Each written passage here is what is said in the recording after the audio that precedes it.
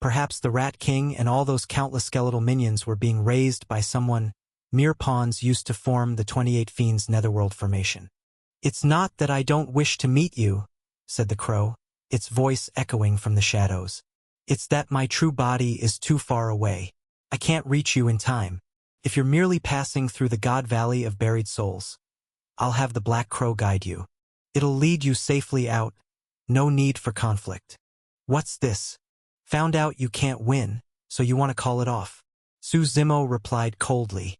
"You've already destroyed my Netherworld formation and the offerings I prepared. I didn't target you specifically. Anyone who enters this valley faces the same trial," said the voice in the dark. "If you survive it, you leave alive. If not, you're buried here." "Who are you?" Su Zimo asked after a moment of silence. "It doesn't matter," the voice answered. "Someone who should have died back in the age of gods and ghosts. We needn't meet, and you don't need to know my name." "Fine," Su Zimo said flatly. "Then lead the way. I'm going to Lu City." Since the other party didn't want to show himself, Su Zimo had no desire to press further. The crow spread its wings, scattering black feathers as it cawed and flew ahead into the valley. Su Zimo followed closely behind. The God Valley of Buried Souls' size far exceeded Su Zimo's expectations. It stretched across hundreds of billions of square miles, filled with endless tombstones and battlefields of the dead. The number of warriors who had perished here was uncountable. Yet, despite the grimness, every tombstone, whether belonging to gods or ghosts, had been meticulously preserved. Whoever ruled this place clearly respected the dead deeply. Following the crow, Su Zimo traveled without rest. After 3 days and 3 nights, and finally by the dawn of the 11th day, he emerged from the valley. Ahead, a massive city loomed on the horizon. The crow vanished into the air as Su Zimo studied the city before him. Royal City. As the saying went, passing through Royal City, the sun sets unseen. Heaven and earth become a painting. Raising his gaze, Su Zimo saw a rare sight. A single ray of sunlight piercing the sky like a heavenly thread, shining down upon the world. It was the first time since arriving in this realm that he had seen sunlight from the heavens. Bathed in that glow, Royal City shimmered beneath a golden hue, breathtakingly beautiful. At the wide city gates, crowds surged in and out.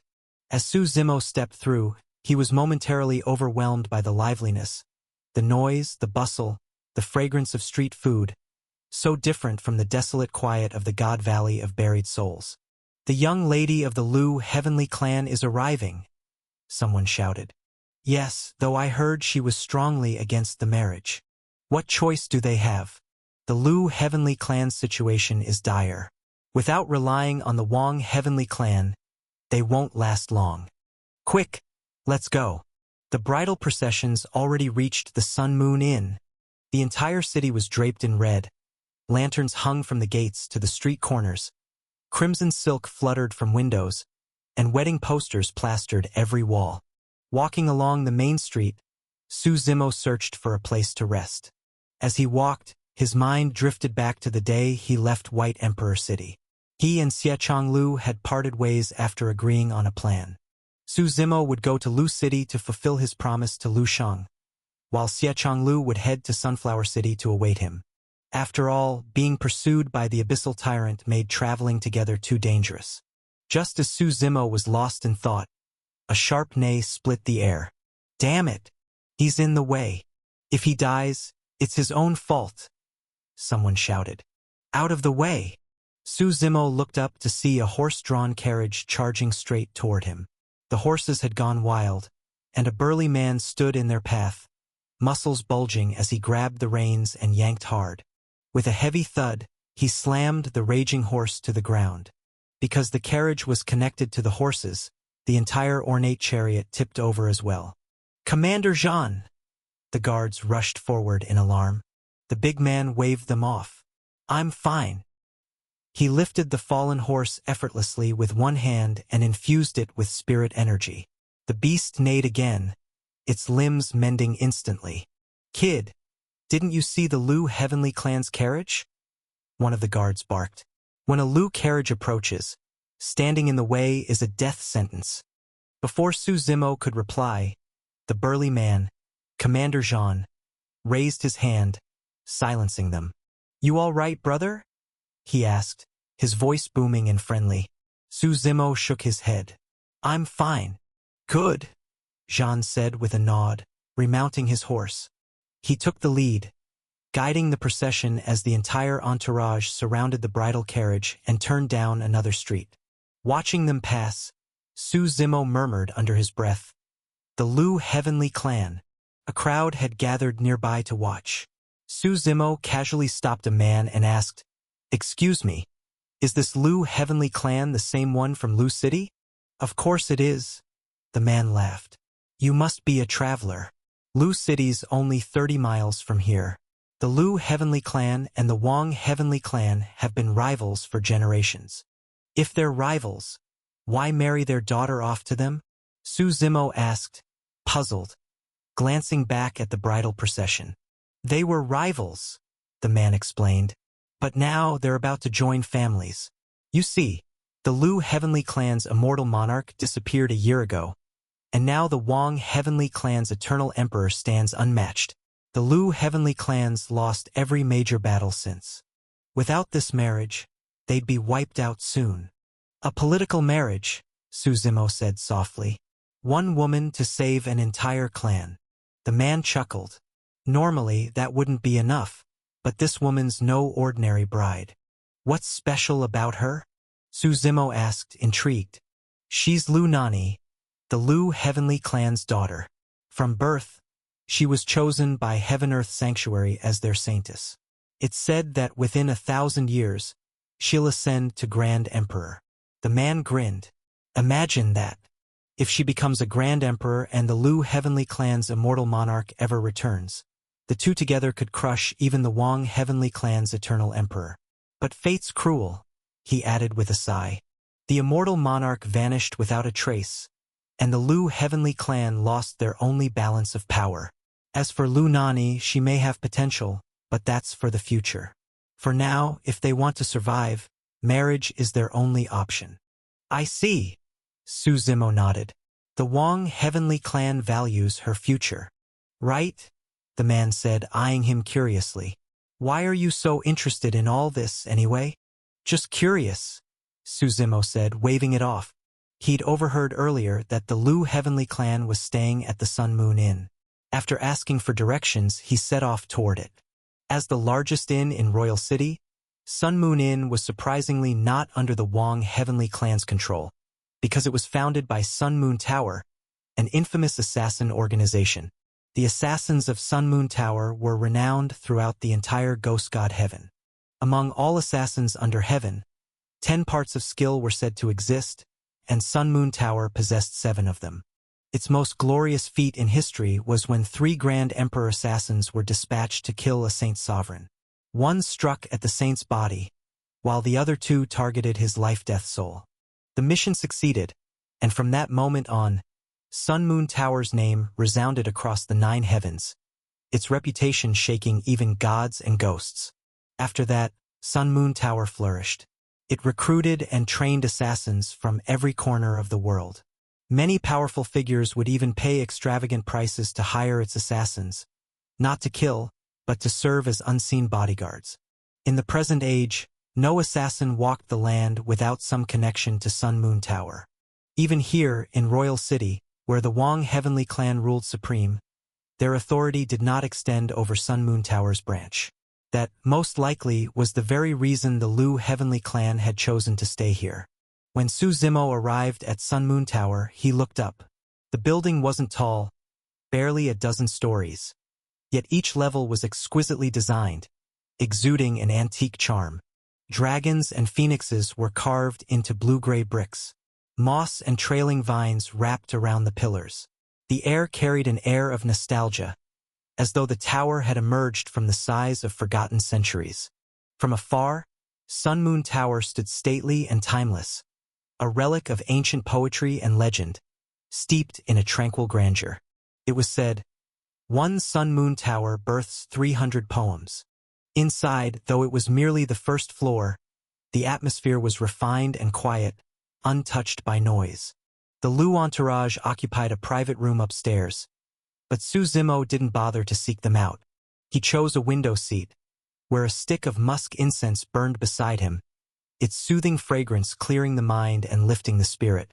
The entire staff of Sun Moon Tower consisted of women, even the proprietor herself, a poised woman with long, flowing hair. Each table held a thick menu, and beautiful attendants stood by with polite smiles. "Bring me a few of your signature dishes," Su Zimo said casually, "and a pot of your best wine." "Please wait a moment, young master," the attendant replied with a bow before gliding away. Sun Moon Tower's reputation was well-deserved. Within minutes, the food and wine arrived, fragrant and elegant. Su Zimo took a bite. In taste alone, it easily ranked among the top 3 meals he had ever had. As he ate, another figure entered the tower. He was tall and lean, wearing a bamboo hat and carrying a massive broadsword across his back. His gait was steady and commanding, like a dragon pacing and a tiger striding. He sat down at the table beside Su Zimo. "I want your strongest wine," the man said hoarsely, not even removing his hat.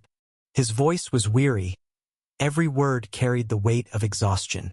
"Would the young master like to order any food?" the attendant asked gently. "Our strongest wine. Few in the world can drink it without falling drunk." "No need," he replied faintly. "Just the wine. Once I'm drunk, I won't fear death anymore." It was half a joke, half despair. The attendant said nothing more and soon returned with a sealed jar of wine. Its red label read 3 bold characters: "The Drunk Celestial." The jar was old, its clay lid rust-stained from years of storage.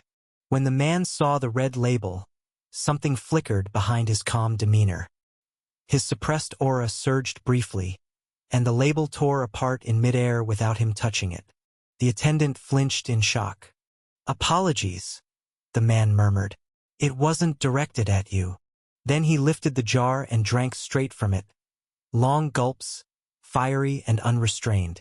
The liquor burned down his throat and spilled from the corners of his mouth. "Young master, it's not appropriate for you to meet Miss Nani now. The engagement ceremony is the day after tomorrow. Get out of my way. You think I need anyone's permission to see my own fiancée? I'll see her whenever I want." The shouting outside shattered the tranquil silence of Sun Moon Tower. A noisy entourage entered through the door. At their center was a young man surrounded like a pampered star among servants. His face was pale, not the fair complexion of nobility, but the sickly white of someone drained of vitality. His steps were light and unsteady. He wore a long robe of gaudy, multicolored silk, making him look flamboyant and tasteless. His long hair was tied back, and his single-lidded eyes were shadowed by dark circles. Loud and arrogant, he strode inside. "Where's the manager of Sun Moon Tower?" he shouted. "Brother Wang, don't shout carelessly," one of his companions warned in a low voice. "The manager here is on equal footing with your father." It's fine," the young man said carelessly. "We're not looking for the manager. I just want to know, where are the Lu Heavenly Clan's guests from Lu City staying?" The attendant, calm and professional despite the noise, smiled and answered, "The Lu Heavenly Clan is in a private room on the 2nd floor." "Good. Come on, let's go see my fiancée." The young man laughed. "They say she's a rare beauty of the millennium." "Yes," one flatterer added quickly. "Lady Lu Nani is not only breathtakingly beautiful, but also incredibly talented. The patriarch arranged this engagement for you, young master. Surely a sign you're to be the next heir of the Wang Heavenly Clan." Everyone present knew the truth. Wang Shi was a useless heir, arrogant and spoiled, but no one dared say it aloud. Wang Shi grinned widely, clearly pleased. "Don't worry. Follow me, and there'll be benefits enough for everyone." The group echoed their agreement eagerly as Wang Shi began walking toward the stairs. "Excuse me, young master," the attendant said, stepping forward politely. "You're welcome to dine here, of course. But unless the Lu Heavenly Clan permits it, you cannot enter their private room without invitation." "Why not?" Wang Shi stopped, frowning. It's one of Sun Moon Tower's rules, she replied with a courteous smile. What kind of ridiculous rule is that? Wang Shi sneered. Do you even know who I am? No matter who you are, the attendant replied evenly. The rules of Sun Moon Tower apply to all. Please mind your words, young master. Wang Shi's expression darkened. He was used to throwing his weight around under the Wang Heavenly Clan's name. Few ever dared to oppose him. But here, within Sun Moon Tower, he didn't quite have the nerve to make a scene. You, he said finally, pointing at one of his attendants. Go tell the Lu Heavenly Clan that Wang Shi is here. Have them come down to greet me. As the attendant hurried upstairs, the man in the bamboo hat, who had been sitting beside Su Zimo, slowly stood up. He set down his jar of the drunk celestial, swaying slightly as he walked toward the door. His steps were unsteady, his figure wavering between sobriety and intoxication. The wine truly was as strong as the attendant had warned. As he passed by Wang Shi's group, he stumbled and accidentally bumped into one of them. Drunken fool! You looking for death? The man snarled, kicking him hard to the floor. I'm sorry, young master. The man in the hat said quickly. It was an accident. The man in the bamboo hat scrambled up awkwardly, hastily trying to wipe the clothes of the man he had bumped into. As they tangled briefly, the man suddenly turned his gaze toward Wang Shi in the middle of the group. A powerful surge of blade intent burst from within him. Before anyone could react, the wide blade strapped to his back flashed out of its sheath and swept straight for Wang Shi's neck. The cold gleam of the blade sliced through the air, carrying a killing chill that seemed to pierce from ground to sky. Wang Shi froze in terror, his legs gave out, and he nearly wet himself on the spot. Then came a sharp metallic clang. When everyone finally came to their senses, Wang Shi's belated scream echoed through the hall. He frantically touched his body, realizing that he was completely unharmed. Only then did he dare look up. The attacker's massive broadsword had somehow snapped clean in half, the broken pieces clattering to the floor. All that remained in the man's hand was half a hilt. The man narrowed his eyes, staring at the empty air beside him, where a black-robed figure stood suspended, watching him impassively. An assassin from Sun Moon Tower, the man in the bamboo hat said in a low voice. Oh, right. Wang Shi exclaimed in sudden realization. I forgot. Father hired assassins from Sun Moon Tower to protect me. He laughed loudly. Don't kill him yet. Capture him. I want to know who dared to send someone to assassinate me. The black-robed man glanced at the attacker with icy indifference. The bamboo hat on the man's head shattered instantly. The man's face paled. He knew the assassination had failed, and that he was no match for his opponent. Without hesitation, he turned and bolted toward the nearby window, desperate to escape. Catch him! Don't let him run! Wang Shi roared. The black-robed man lunged forward, forming a sword with his hand and striking down with lethal force. Su Zimo, who had been quietly eating the whole time, merely cast a sidelong glance. With a faint motion, he tapped his chopsticks lightly in the air. The black-robed man's charging figure suddenly froze in midair and dropped heavily to the ground. That brief moment of disruption gave the bamboo-hatted man a chance to flee. Who's there? The black-robed man demanded, scanning the hall with cold, sharp eyes. But there were too many diners on the first floor of Sun Moon Tower for him to interrogate one by one. Useless! How did you let him escape? Wang Shi shouted furiously. The words had barely left his mouth before the black-robed man turned a chilling stare toward him. Wang Shi's whole body trembled. I wasn't talking about you, he stammered quickly. I meant them. The black-robed man said nothing. His figure faded silently into the void and vanished. Only after calm returned did Wang Shi slump into a chair, shaking as attendants helped him sit down. At that moment, a burly man descended from the second floor. Su Zimo recognized him. It was Commander Zhan, the same man who had stood in front of the frightened horse earlier that day.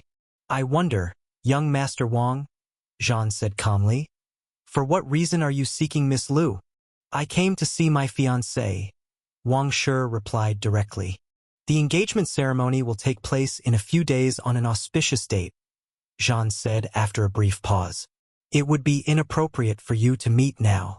Miss Lu has been traveling for days and has caught a chill. She's resting. It's best not to disturb her. A chill? She's not some mortal woman. How could she fall ill? Wang Shi retorted with irritation. That's a pathetic excuse. I've said what I needed to, Jean replied flatly. Believe it or don't. Now, if you'll excuse me. He turned and left without another glance. Too insolent, Wang Shi shouted, slamming his hand on the table. A fallen dog still dares to bark. Calm yourself, Brother Wang. One of his companions said quickly.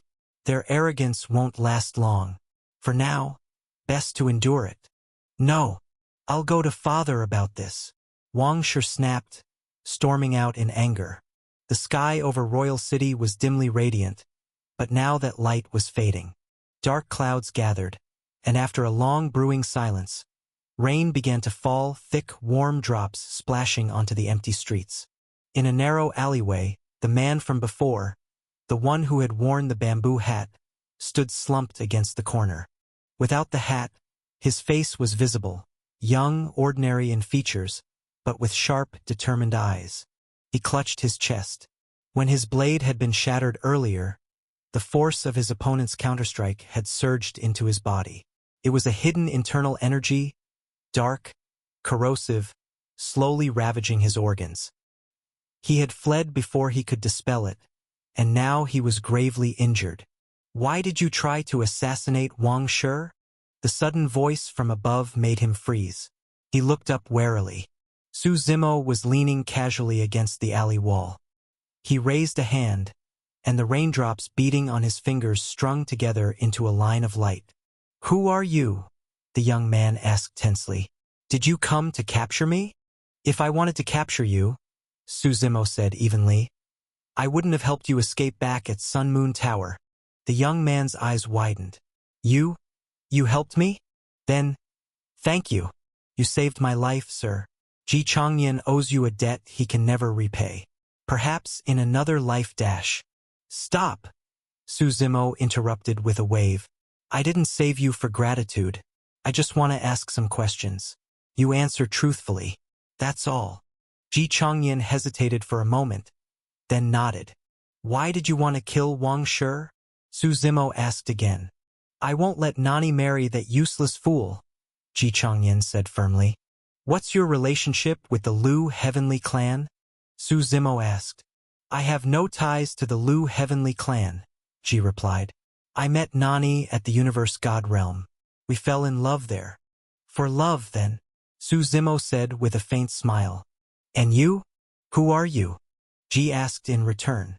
You don't need to know that, Su Zimo replied. What matters is I can help you. More precisely, I can help the Lu Heavenly Clan. How? Ji asked cautiously. Follow me, Su Zimo said. He leapt lightly down from the wall and patted Ji's shoulder. A shock ran through Ji's body. The hidden dark energy within him was instantly dispersed. Ji stared at him in surprise and gratitude. He quickly followed as Su Zimo led the way back toward Sun Moon Tower. What are you planning to do? Ji asked. What's your name again? Su Zimo countered. Ji Changyan. Good. I'm taking you to see your beloved, Su Zimo said with a faint smile. In this situation, how can I face Nani now? Ji said quickly, shaking his head. I can't. If you don't go, Su Zimo said quietly, then you'll just stand by and watch the woman you love marry another man. With that, he strode back into Sun Moon Tower. Ji's expression shifted again and again before he finally gritted his teeth and followed. Please inform the Lu Heavenly Clan, Su Zimo told the attendant, that Ji Changyan of Universe God Realm requests an audience. Su Zimo could tell Ji was nervous. His hands clenched tightly at his sides, his whole body tense. No need to be so anxious, Su Zimo said with a light smile. You don't understand, Ji Changyan said, shaking his head. In Nani's current situation, if I approach her directly, it will only embarrass her. You have no idea what it feels like to watch the woman you love being forced to marry someone else. while you can't do a thing to stop it. True. I don't, Su Zimo replied bluntly, shaking his head. Forget it. Ji sighed helplessly. As they spoke, Commander Zhan descended from the second floor once more. Which of you is Ji Changyan? He asked, glancing between the two of them. I am. Ji stepped forward immediately. Miss Nani asked me to tell you this, said Commander Zhan. To knowingly do what cannot be done, that is the height of foolishness. Go back. Don't get yourself entangled in this matter. Ji stared at his retreating figure, his mouth opening as if to speak, but in the end he fell silent. What if he can help your family resolve the Lu Heavenly Clan's crisis? Su Zimo said from the side. At those words, Commander Zhan stopped in his tracks. Slowly he turned around. Are you saying that on your own behalf, or on behalf of the Universe God Realm? Clearly, seeing Su Zimo together with Ji Changyan, he had assumed that Su was also from Universe God Realm. Do you still remember your clan's patriarch? Su Zimo asked instead of answering. Commander Zhan's eyes narrowed sharply. What do you know? He demanded.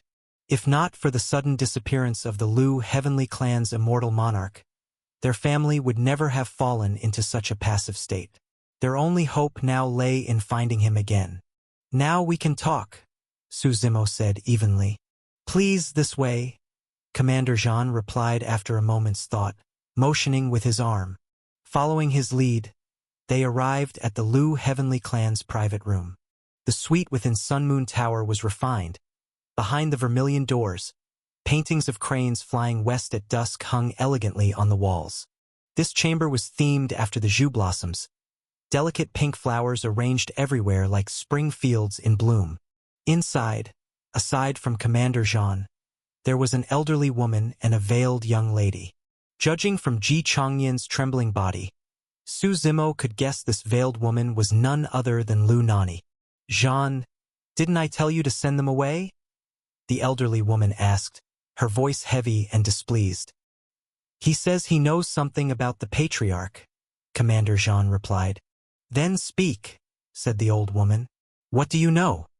I'm not talking about the immortal monarch who went missing recently, Su Zimo said calmly. I'm referring to an ancestor from even earlier. An earlier ancestor? The people in the room froze, exchanging uncertain glances. After a long pause, the old woman asked in disbelief. You mean, Lu Shang? When has your Lu Heavenly Clan ever had a second Saint Sovereign? Su Zimo countered. Lu Shang was slain by the White Emperor long ago, the old woman said coldly. That's known to the entire world. Are you here to deceive us? Lu Shang indeed died, Su Zimo said. But in a certain sense, he hasn't completely perished. I met him when I was at White Emperor Mountain. I owe him a favor, and he asked me to fulfill a final wish. Lu Shang wanted me to help the Lu Heavenly Clan. Nonsense, the old woman snapped. You're just a boy wet behind the ears. How could you possibly help the Lu Heavenly Clan? Our relationship with the Wang Heavenly Clan is already stabilized. Who sent you here to sow discord? With the Lu Heavenly Clan's current attitude, decline is inevitable, Su Zimo said quietly, shaking his head. He looked at Commander Zhan and Lu Nani before continuing. I've said what I came to say. I'll stay the night here at Sun Moon Tower. If you believe me, come find me. If not, I'll leave in the morning. As he turned to go, the old woman's face darkened, and her aura burst forth. Before he could leave the room, she lashed out with a palm strike. You're not leaving until you explain yourself, she barked. Her immense force made the entire room tremble. But Su Zimo didn't even turn around. The strike landed on his back, only for a resonant shock to echo through the air. The old woman was hurled backward, crashing through the window and falling from the second floor into the street below. Madame Hua, Commander Zhan shouted in alarm. Su Zimo stepped out of the room calmly, and Ji Changyan, after a brief look at Lu Nani, followed close behind. The two of them each took a room within Sun Moon Tower for the night. Meanwhile, Commander Zhan helped the fallen Madame Hua back upstairs. This must be reported to the Wang Heavenly Clan, she said furiously. They'll demand justice for us. Madam, Lu Nani spoke at last, her tone calm. I hope you remember. Our surname is Lu. Madame Hua froze briefly, then forced a smile. Nani, once a woman is married, she belongs to her husband's family. You should get used to that. It's getting late, Madame Hua, Lu Nani said coldly. You should rest. Nani, you must think carefully, Madame Hua warned. Don't be deceived by some smooth-tongued stranger, or you'll doom the Lu heavenly clan completely. With that, she turned and left. In the quiet that followed, Lu Nani and Commander Jean sat in silence. What do you think? Commander Jean asked first. I believe him, Lu Nani said. To trust a stranger so easily, isn't that reckless? Commander Jean replied. My marriage into the Wang heavenly clan is only a temporary measure, Lu Nani said softly. The Lu heavenly clan will fall either way. Why not take a chance? What could he possibly gain from helping us? Then I'll keep an eye on Madame Hua, Commander Jean said. She's desperate to side with the Wang heavenly clan. She may try to report this. If she does, let her, Lu Nani said calmly. It'll be a good way to test that man's ability. Commander Jean sighed. That's all we can do for now. Inside his room, Su Zimo slowly opened his eyes. The flames of Zhurong within his body gradually settled. The door creaked open. I hope you don't mind a late-night visit, came Lu Nani's soft voice as she entered. The oil lamp flickered to life on its own.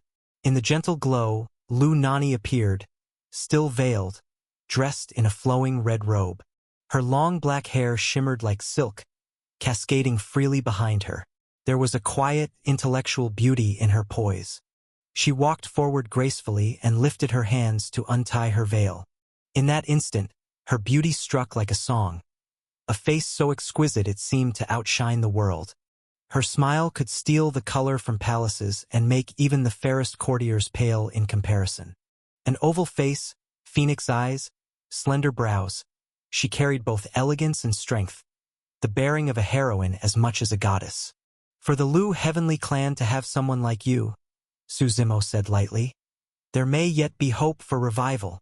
Thank you for the compliment, Lu Nani said with a sigh. But it's a pity that even I can't save the Lu heavenly clan. I have a question, Su Zimo said. Please ask, she replied with a nod. Why has the Universe God Realm done nothing to help its own Saint Sovereign in this predicament? Su Zimo asked. Because of the Wang heavenly clan's Grand Emperor, Lu Nani answered calmly. The Eternal Emperor, Su Zimo said the name calmly. Yes, Lu Nani nodded. He's connected to the Eternal God Clan, the family that possesses the Eternal Sword God King physique, one of the 10 divine bodies. That's odd, Su Zimo remarked. Isn't the Wang heavenly clan also from the Eternal God Clan? No, Lu Nani shook her head. The relationship between the Eternal Emperor and the Wang heavenly clan is complicated. The Eternal Emperor originated from the Eternal God Clan, and because Universe God Realm doesn't want to offend that lineage, they refuse to interfere in this matter. As she spoke, Lu Nani gave a helpless smile.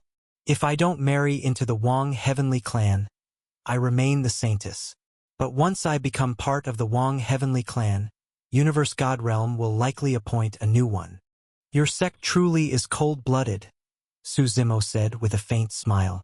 It's a helpless choice, Lu Nani replied with calm acceptance. I can understand their reasoning. Still, I'm curious. Where's the young master from? My home is far away, Su Zimo said. You probably haven't heard of it. From another heaven, then? Lu Nani asked. In her understanding, far away referred to the other realms among the 9 heavens. That's not important, Su Zimo replied, shaking his head. You're right, Lu Nani agreed. Then, may I ask how you intend to help us? And what do you seek in return? I already told you, Su Zimo said. I owe your ancestor a favor. I don't want anything. As for how I'll help, by killing the Eternal Emperor for you. The rest, you should be able to handle yourselves. Lu Nani froze. Killing a Grand Emperor, especially one who possessed a god-king physique, was no small feat. She studied Su Zimo carefully, trying to see where his confidence came from. "You jest, young master," she said with a soft laugh. "Do I look like I'm joking?" Su Zimo asked. "And what makes you so certain?" Lu Nani pressed.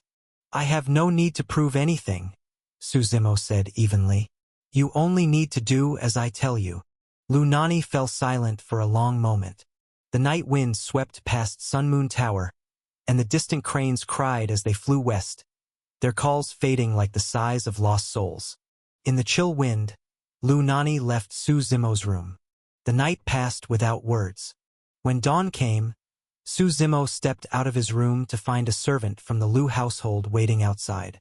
"Master Su," the servant said respectfully, "the young lady invites you to breakfast." "Understood," Su Zimo replied with a nod. When he entered the Lu Heavenly Clan's private room again, the old Madame Hua was nowhere to be seen. Only Zhan Jun and Lu Nani were seated, waiting for him. "Master Su," they both greeted. "Where's Changyan?" Su Zimo asked, glancing around. Just then, Ji Changyan entered the room, looking a bit nervous but quickly taking a seat beside Lu Nani. "There's something I must confess," Lu Nani said, turning to Su Zimo. "Last night, Madame Hua reported us to the Wang Heavenly Clan." "And?" Su Zimo asked calmly, sipping his tea.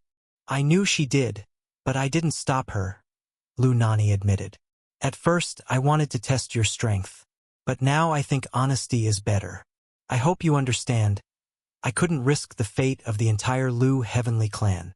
I don't want there to be a next time," Su Zimo said coolly, setting his cup down. The rest of the meal passed in silence. From downstairs came the sound of many footsteps, heavy, organized, and numerous. A knock soon followed at the door. "Come in," Zhan Jun said. A maid stepped inside. "Honored guests, there are visitors from the Wang Heavenly Clan outside who wish to meet you. What are your instructions?" "Tell them we're not seeing anyone," Zhan Jun said immediately. "No need to refuse so quickly," Su Zimo interjected with a faint smile. "We'll have to meet them sooner or later. Why not now? I suspect they're here for me." He rose to his feet and strode toward the door, the others following behind. From the second floor, a casual glance revealed several figures downstairs radiating formidable auras. Among them was Wang Shi, and this time, he was accompanied by several elderly men. "That old man is the Wang Heavenly Clan steward," Zhan Jun whispered. "Be careful, he's served the patriarch for centuries. Cunning as a fox." Su Zimo only smiled and nodded. As they descended, Lu Nani remained in the private room, her identity made appearing in public inconvenient. Zhan Jun stepped forward and said politely, "Steward Wang, may I ask why you've come to see us?" "Master Zhan," the steward replied with a courteous smile. "Ordinarily, since your family has not yet joined ours, we would refrain from meeting in private so as not to break decorum. However, I've heard that certain people are attempting to disrupt the union between our two clans." He chuckled softly. "So I came personally to look into it. I hope you won't take offense." "Oh? Is that so?" Zhan Jun asked with feigned surprise. "And where did you hear such a thing?" "I certainly haven't." "The Wang Heavenly Clan has its own sources of information," the steward replied smoothly. "That's not something you need to concern yourself with." His gaze then turned to Su Zimo. "And this young man, is he of the Lu Heavenly Clan?" Before Su Zimo or Zhan Jun could answer, Madame Hua stepped forward from behind them and said sharply, "He's not from the Lu Heavenly Clan. He's the one trying to drive a wedge between our two houses." "Madame Hua," Zhan Jun said with an embarrassed look. "Enough," Su Zimo said, shaking his head with a faint smile. "We all know what's going on. There's no need for this little play. Trying to act before the Wang Heavenly Clan? You're not even qualified." "Impudent whelp!" the steward barked, waving his hand. "Seize him." At his command, several of the elderly experts stepped forward, their palms sharp as eagle claws as they lunged toward Su Zimo. "Piss off," Su Zimo said quietly.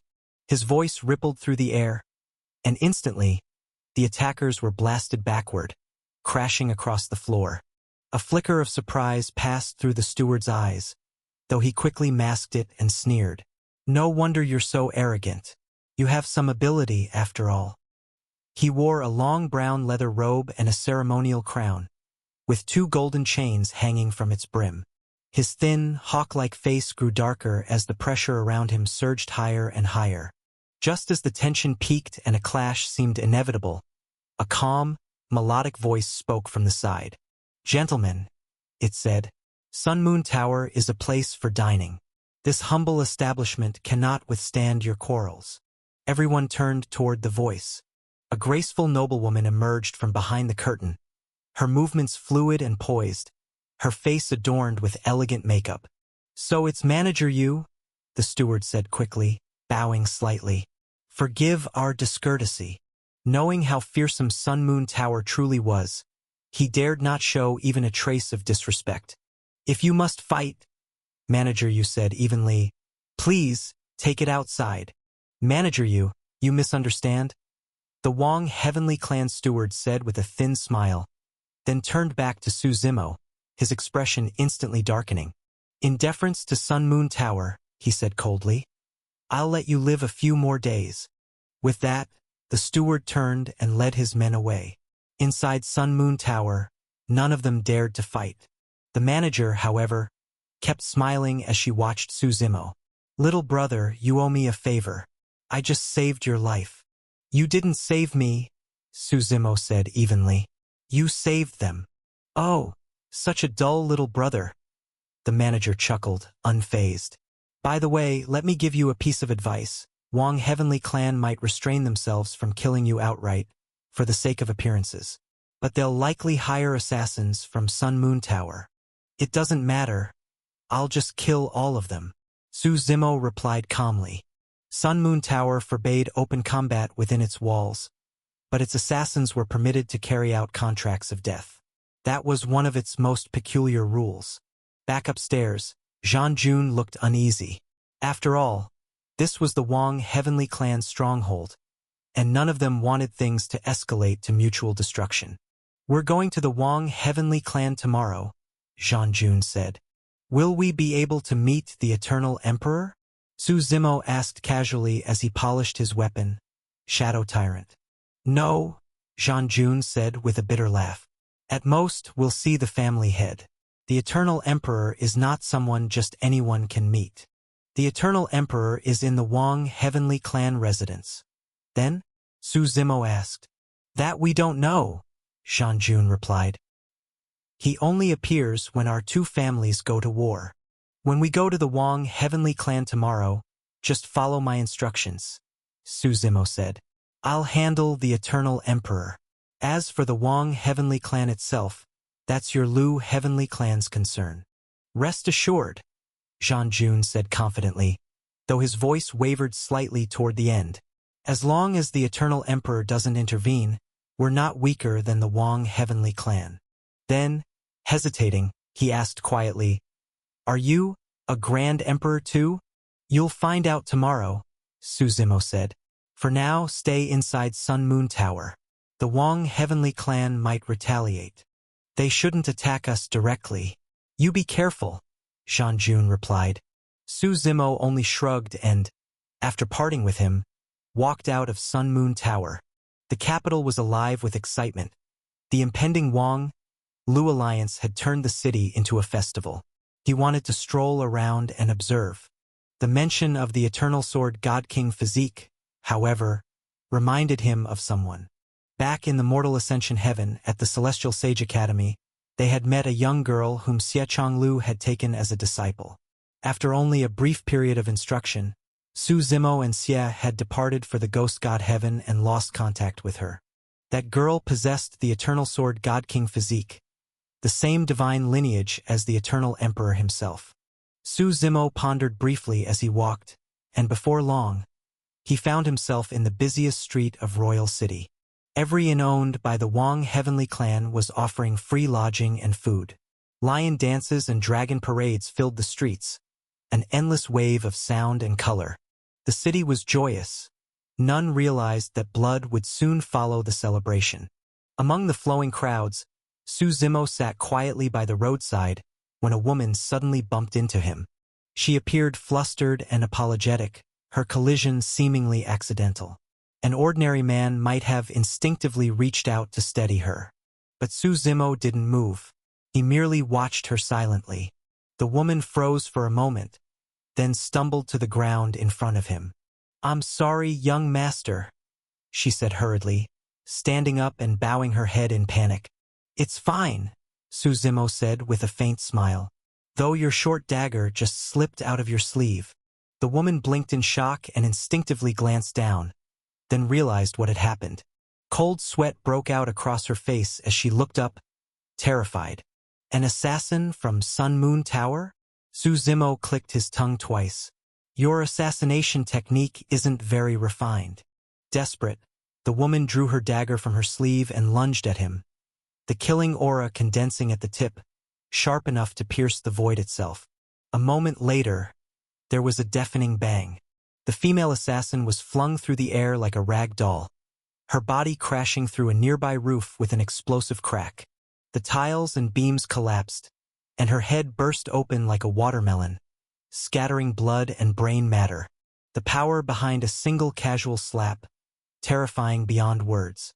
"Go tell Sun Moon Tower to collect her body," Su Zimo said blandly to the stunned onlookers. His tone was as calm as if he had just squashed an insect. Stepping over the corpse, Su Zimo wandered through the city, a while longer before returning to Sun Moon Tower in the late afternoon. The moment he entered, he sensed something was wrong. The entire building was deserted. Not even the maids were present. Only a man in a dragon robe sat by the window, drinking alone. The silence was suffocating, so still one could hear a pin drop. Su Zimo glanced at the man, then started toward the stairs. "Won't you join me for a drink?" the man said suddenly. Su Zimo paused, closed his eyes, and extended his senses before replying slowly. "As far as I know, there's only one Grand Emperor in this capital, the Eternal Emperor." "Where do you come from?" the man asked with a faint smile. "Does that matter?" "Not really," the man said, setting down his cup. "I'm more curious. How is Elder Lu Shang these days?" "He's dead," Su Zimo answered. "For a dead man's sake, you're willing to wade into this muddy water?" the man asked. "What muddy water?" Su Zimo sneered. "Do you really think your Wong heavenly clan, insects like you, are worth such words?" "You have quite the tone, boy," the Eternal Emperor said, his smile fading. "Let's see if your strength matches it." The wine jar in his hand shattered, the spilled liquor hanging suspended in the air. Each droplet pulsed with immense power, freezing even the surrounding void. That was the aura of eternity. What was eternity? After countless ages, when seas became fields and eras turned to dust, only eternity endured. With a flick of his hand, the Eternal Emperor sent the suspended liquor surging toward Su Zimo. Each droplet tore through the void, embodying the Tao of eternity itself. The torrent of wine roared like a dragon, divine might crashing forward. Su Zimo raised Shadow Tyrant to block. The overwhelming force poured through the weapon into his body, circulating through his meridians like a storm. His bones crackled loudly under the strain as he staggered back several steps, slamming into the stair rail. "Interesting," Su Zimo said with a grin. He waved his hand, devouring the immortal essence within his body.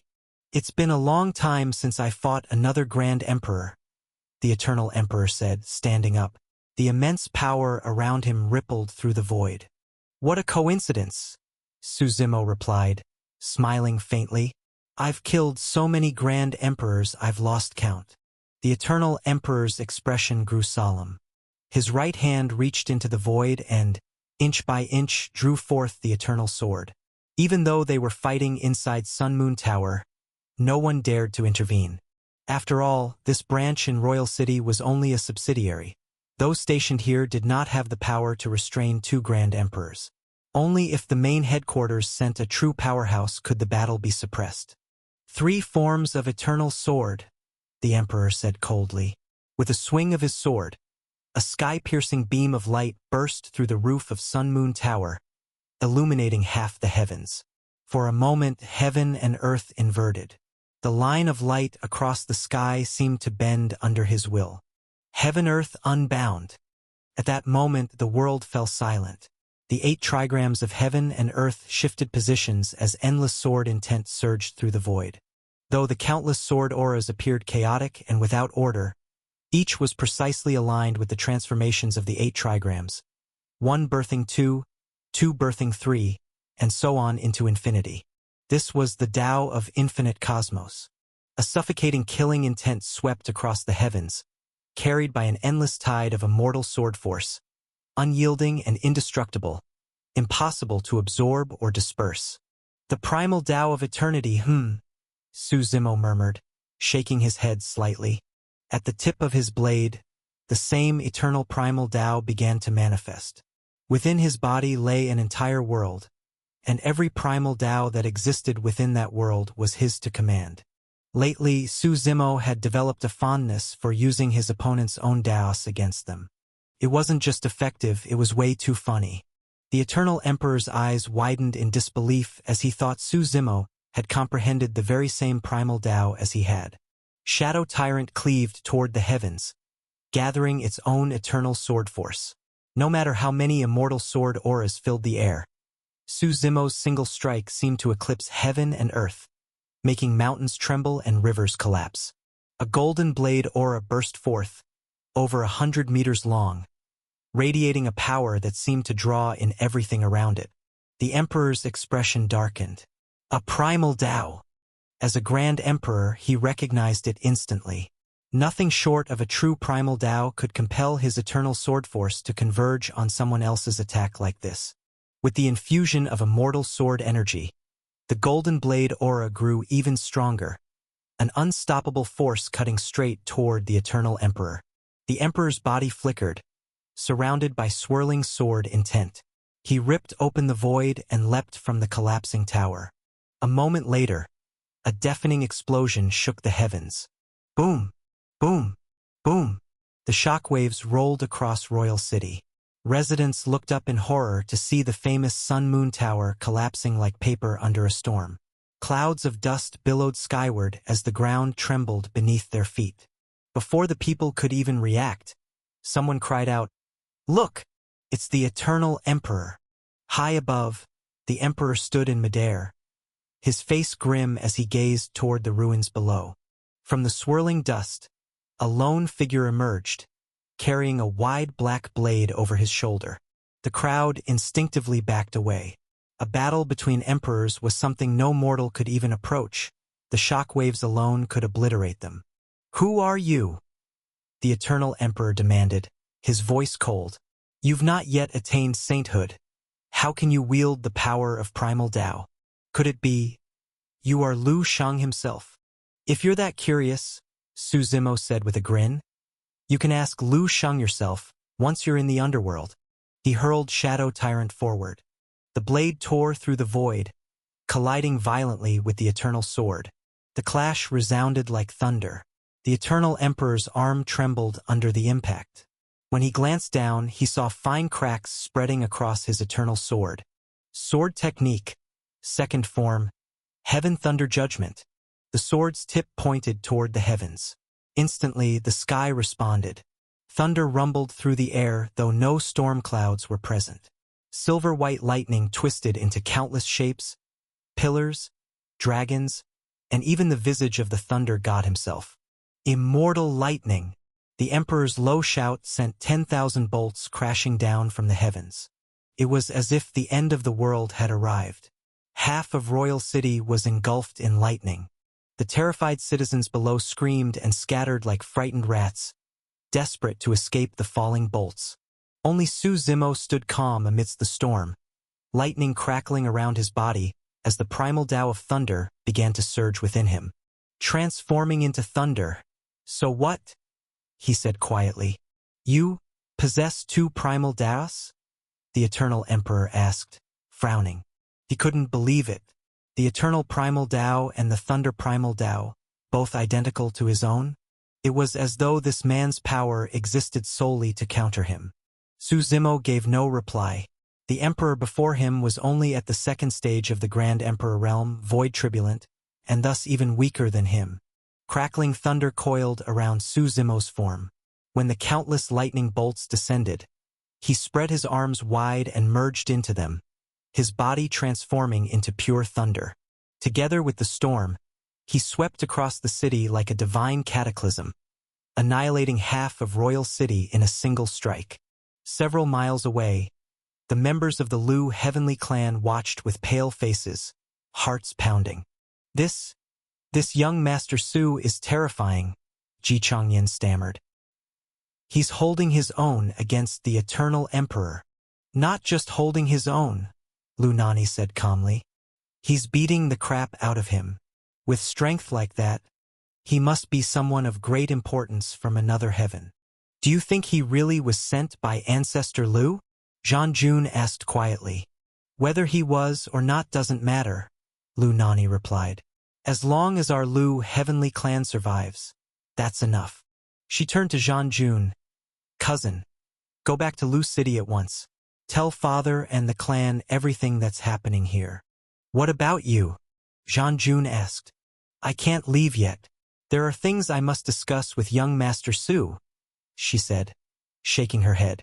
Zhang Jun hesitated, then nodded solemnly. Take care. As he departed, Ji Changyan looked torn. Nani, if the Lu heavenly clan survives this crisis, we'll marry, Lu Nani said softly, smiling at him. But if we don't, then I'll die with you, Ji Changyan interrupted firmly.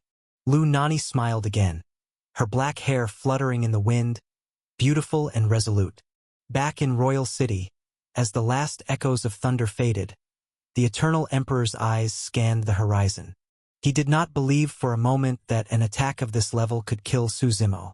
At that moment, from the dissipating thunderclouds, a bolt of lightning shot forth with blinding speed. Found you, the Eternal Emperor said coldly with a snort.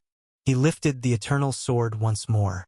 Sword technique, third form, heaven shift breath.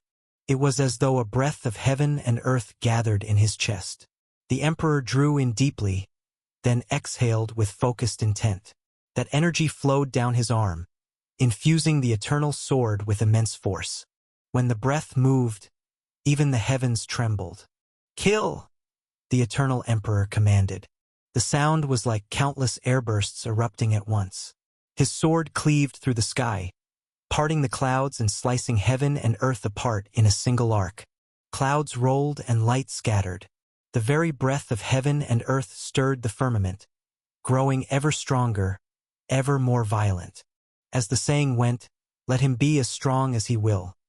Even if heaven and earth turn upside down, I shall stand unmoved, steadfast as the pine upon the mountain. The power of this strike was overwhelming. As it descended, it gave the illusion that the heavens themselves were moving with the sword. A thunderous explosion split the air when the sword collided with the lightning. But in the next instant, the thunderbolt was obliterated effortlessly. The Eternal Emperor's face changed.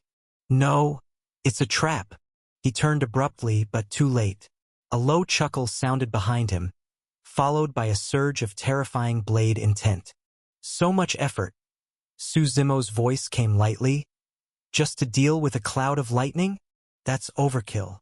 No one knew when he had appeared behind the Emperor. His blade, Shadow Tyrant, pierced straight through the man's chest, impaling heart and body alike. The Eternal Emperor stiffened, turning his head with difficulty to face Su Zimo. For one such as you, he said hoarsely. Why bother coming to Ghost God Heaven? What do you mean? Su Zimo asked, frowning slightly. Strength was strength, what did it matter where one went? This place is a prison, the Emperor replied weakly. Everyone here bears a mark, yourself included. I don't understand, Su Zimo said, shaking his head. You will, in time, the Emperor murmured. As his voice fell, a surge of sword intent erupted from within his body. It was still eternal in nature, but this time it was utterly different from before. The previous sword aura had been an art, the embodiment of a Tao. But this was no art, no primal Tao. It was something higher, a power that truly transcended death. Su Zimo watched closely as countless cracks spread across the Eternal Emperor's body. From within, radiant light began to shine. He understood. This was the Eternal Sword God King physique, one of the 10 divine physiques, and the only one born of the sword itself.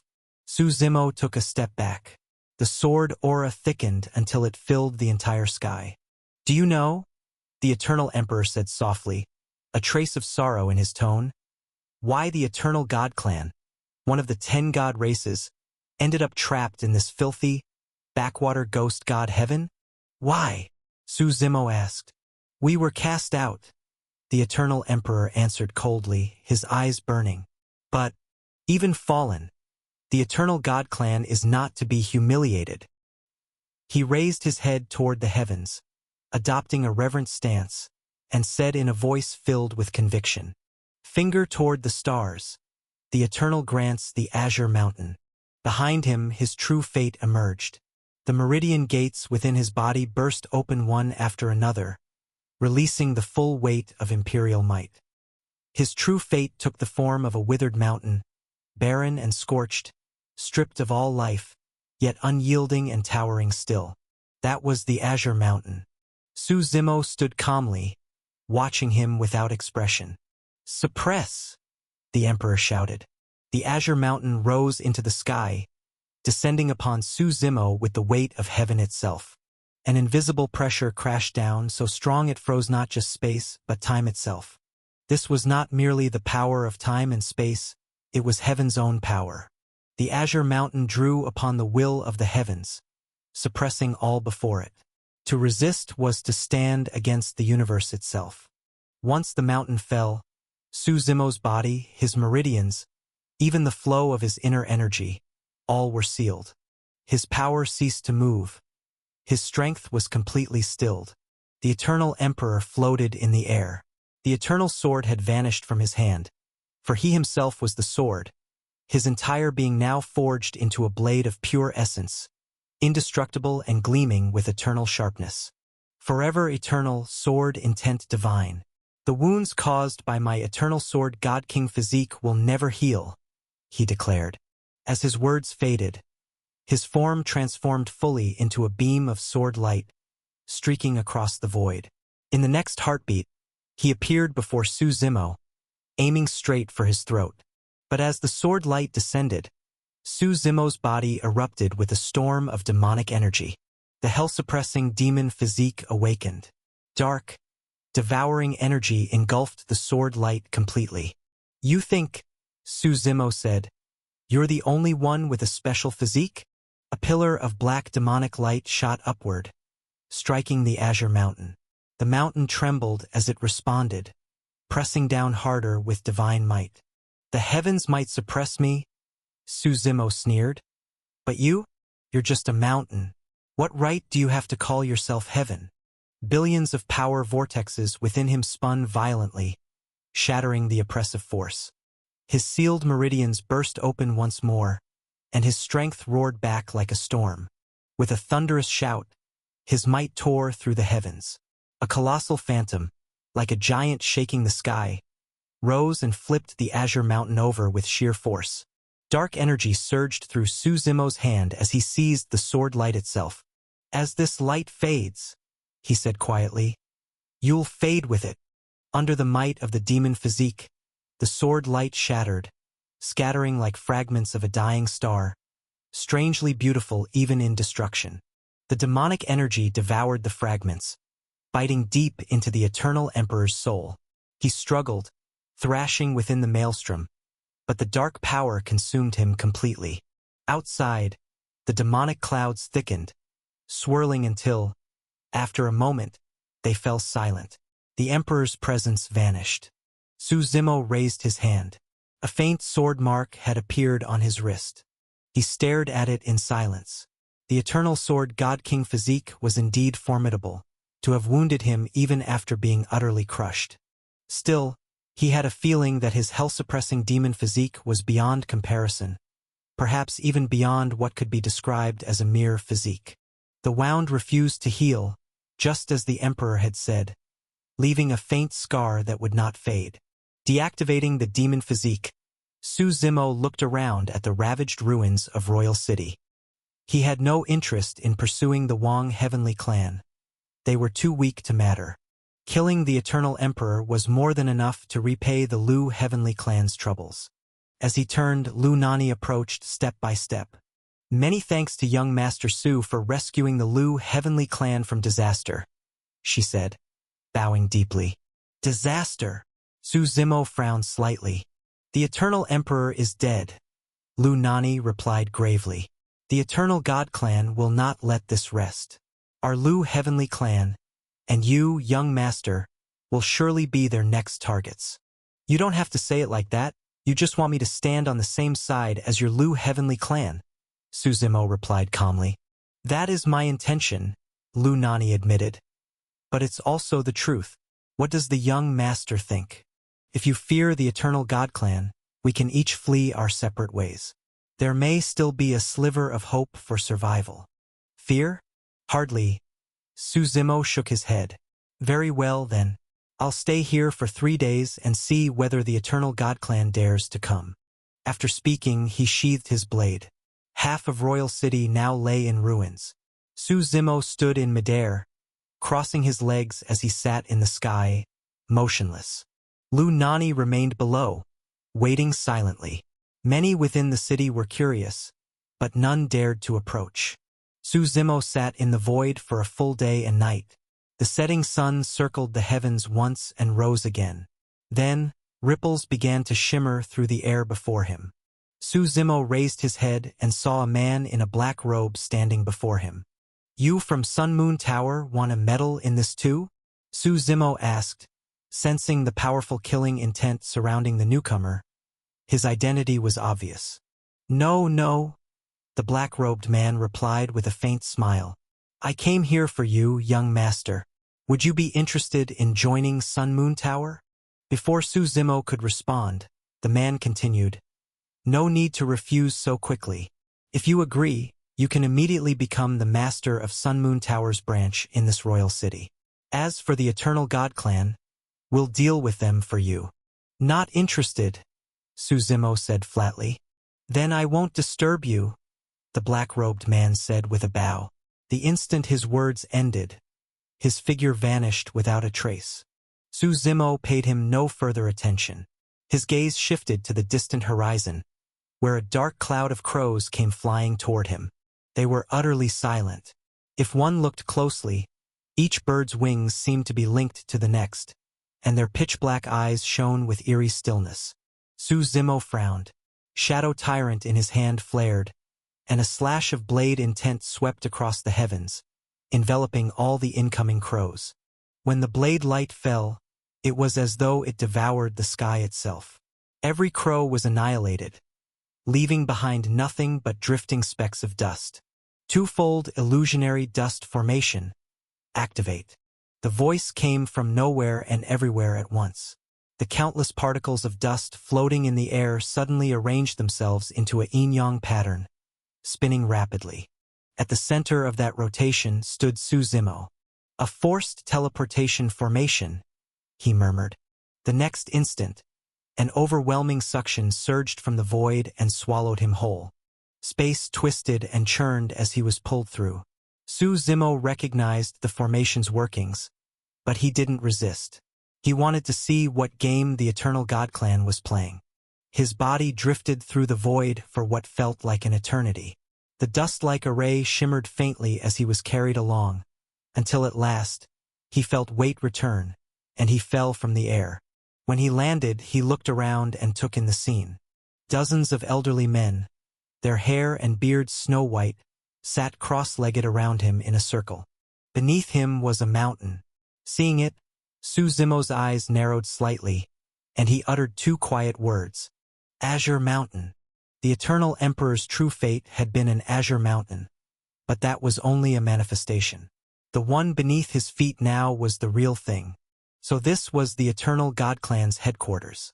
The ground was barren and lifeless, Yet the aura here was ancient and vast. Around him, each of the old men radiated terrifying power as they sat motionless, as if participating in some grand ritual. "Are you the one who killed the Eternal Emperor?" one of them asked. "Is this all the Eternal God Clan has?" Su Zimo replied, scanning the circle of elders. "What arrogance!"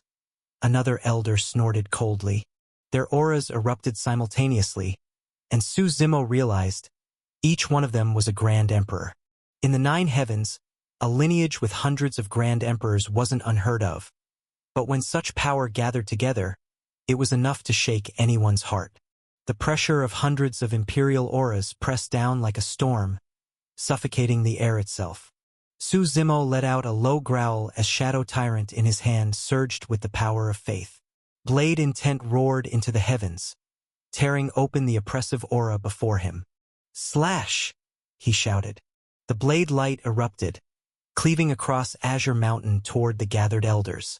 One elder extended his right arm, it stretched dozens of meters long. With a single flick of his finger, he crushed the blade light in his grasp. Then he swung his palm downward, summoning countless phantom handprints that blotted out half the sky and crashed down toward Su Zimo. Su Zimo raised his blade horizontally, blocking the storm of palm winds. Even so, the sheer force hurled him backward through the air. "Lock!" the other elders chanted in unison. Their voices, movements, and expressions were perfectly synchronized, an inhuman level of coordination. Each extended a hand, and from their fingertips streamed gray vapors. These vapors intertwined in the void, forming chains that shot toward Su Zimo to bind him. Facing the assault of so many emperors, some even stronger than he, Su Zimo's pressure mounted. But his blade intent churned violently. A small knife, condensed from Saint Sovereign Lu Shang's soul, emerged slowly from his body and hovered before him. He brought his palms together, enclosing the small blade between them. Eightfold heaven split. His shout carried a touch of madness. His blade intent exploded outward, wild, chaotic, unstoppable. It was as if all demons were dancing. The power was boundless, enough to destroy heaven and earth. Eightfold referred to the 8 trigrams, encompassing all directions of the world, spreading in a perfect circle that covered heaven and earth. Centered on Su Zimo, the blade intent erupted outward in every direction. The overwhelming, heaven-rending power swept through everything, cutting apart the world itself. The surrounding elders' faces changed drastically. "Retreat!" one shouted. Their once tranquil figures scattered in panic, retreating millions of miles in a single step, vanishing into the distance. When the blade intent finally dissipated, Su Zimo looked up. The sky itself had been torn open, a vast black crack stretching across it, slowly mending itself. The ground had split into a bottomless chasm. Everything nearby had been reduced to nothing. As the small heaven-splitting blade returned to him, Su Zimo watched the elders reappear from the void. They were Grand Emperors, killing them so easily was impossible. But their fighting intent had vanished. One of them spoke calmly. "You have passed the trial. The Patriarch wishes to see you." "What trial?" Su Zimo frowned. "It's the qualification to meet the Patriarch." This was his command. "If you have questions, you can ask him yourself," one of the elders replied. He waved his hand, and Su Zimo looked up to see spirit energy storms gathering across the sky. A staircase of azure clouds formed in midair, ascending from low to high, leading toward a great gate of void above. Under the gaze of everyone present, Su Zimo, dressed in a black robe, slowly stepped onto the cloud steps. When his figure disappeared through the void gate, the entire staircase shattered and vanished. "Better to grow old with wine and flowers than to bow before thrones and carriages," a voice echoed through the void. Inside the gate lay a sea of flowers. A man in white robes held a jar of wine, walking leisurely among the blossoms. He looked young, with long hair falling loosely from his temples, his features refined and handsome. "You're the one who killed the Eternal Emperor?" the white-robed man asked, taking a sip from his jar. "I am," Suzimo nodded. He took a deep breath, then added, "The flowers smell nice, but they can't hide the stench of decay in your body." "Yes, they're fragrant indeed," the man sighed. "But in this world, what is truly immortal? This is already my 30,000th body, and now even my god soul has begun to rot." "You've lived long enough," Suzimo said flatly. "To have lived from the ancient Middle Ages until now, how many in this world can claim the same?" the man said with a laugh. "And yet, I'm still not satisfied." "What do you want from me?" Suzimo asked, frowning. "Is this just about the death of the Eternal Emperor?" The white-robed man didn't answer. He continued walking along the flower-strewn path, and Suzimo followed behind. Wherever they passed, flowers bloomed brilliantly in their wake. Among the blossoms, colorful butterfly-like creatures fluttered through the air. Eventually, they came to a small wooden hut. The white-robed man pointed toward the sky. A radiant sun suddenly appeared, its rays casting warm light across the horizon. Beautiful, almost unreal. "Beautiful, isn't it?" the man smiled. "How long has it been since you've seen a sunset like this in the ghost god heaven?" The ghost god heaven had no sun. Aside from the faint afterglow over Royal City, it was eternally shrouded in darkness. For many, even the light of dusk was a distant luxury. "What are you trying to say?" Suzimo stopped and asked. "I'm dying," the man said quietly. "And without me, it will be nearly impossible for the Eternal God Clan to return to the Absolute God Heaven." He paused briefly, then continued. "So before I die, I must lead the Eternal God Clan back to its peak. The Wong Heavenly Clan was once the force we supported, our chosen vessel to make them the supreme power of the Ghost God Heaven, to gather strength and once again ascend to the Absolute God Heaven." "And then?" Suzimo asked. "It was futile," the man said coldly. "Rotten wood can't be carved. The Wong Heavenly Clan proved unworthy, so I abandoned them. Only the Eternal Emperor still supported them, hoping they'd improve. You killing him, destroying the Wong Heavenly Clan, it doesn't matter. What matters is that I see potential in you. You are an investment." Suzimo had planned to reject him outright, but then he remembered what the old man from Elder Lord Temple had said. Suzimo's enemy are the heavens themselves. The final battle will require all power, all allies. "How do you propose to invest?" Suzimo asked. "Join the Eternal God Clan," the man said with a smile. "Together, we'll restore its former glory." As he spoke, he coughed a few times, not bleeding, but his face suddenly looked older, weaker. "Join you?" Suzimo shook his head with a faint smile. "No, I have a better offer. Want to hear it?" "Let's hear it," the man said with mild curiosity, sitting down on a stone bench before the hut. "I'll lead your Eternal God Clan out of the Ghost God Heaven and into the Absolute God Heaven," Suzimo said. "From then on, you will follow my command." The white-robed man laughed softly. "That's a funny joke, is it?" Suzimo snapped his fingers. Paimon, Seven-Face, and Red-Blade Bull Demon, all three saint sovereigns, stepped out from the void of the god world. Their vast saintly pressure filled the heavens. They looked as if they had walked straight out of antiquity, their power heavy enough to crush the very sky. The white-robed man's expression froze, and he abruptly stood from his bench. "If you think I'm joking," Suzimo said calmly, "then pretend I said nothing." "Who are you?" the man demanded. "From one of the 10 god bloodlines? Or the heavenly court? No judging by the ancient demon race's aura around them, are they from the god-fiend abyss heaven?" "Neither," Suzimo replied. "Let's just say I'm an old soul returning home. I don't belong to this world. With 3 saint sovereigns serving you, why would someone like you even look twice at our Eternal God Clan?" the man asked. Indeed, the Eternal God Clan was formidable, with hundreds of Grand Emperors, and the Patriarch himself a Saint Sovereign, but compared to Suzimo, the gap was immeasurable.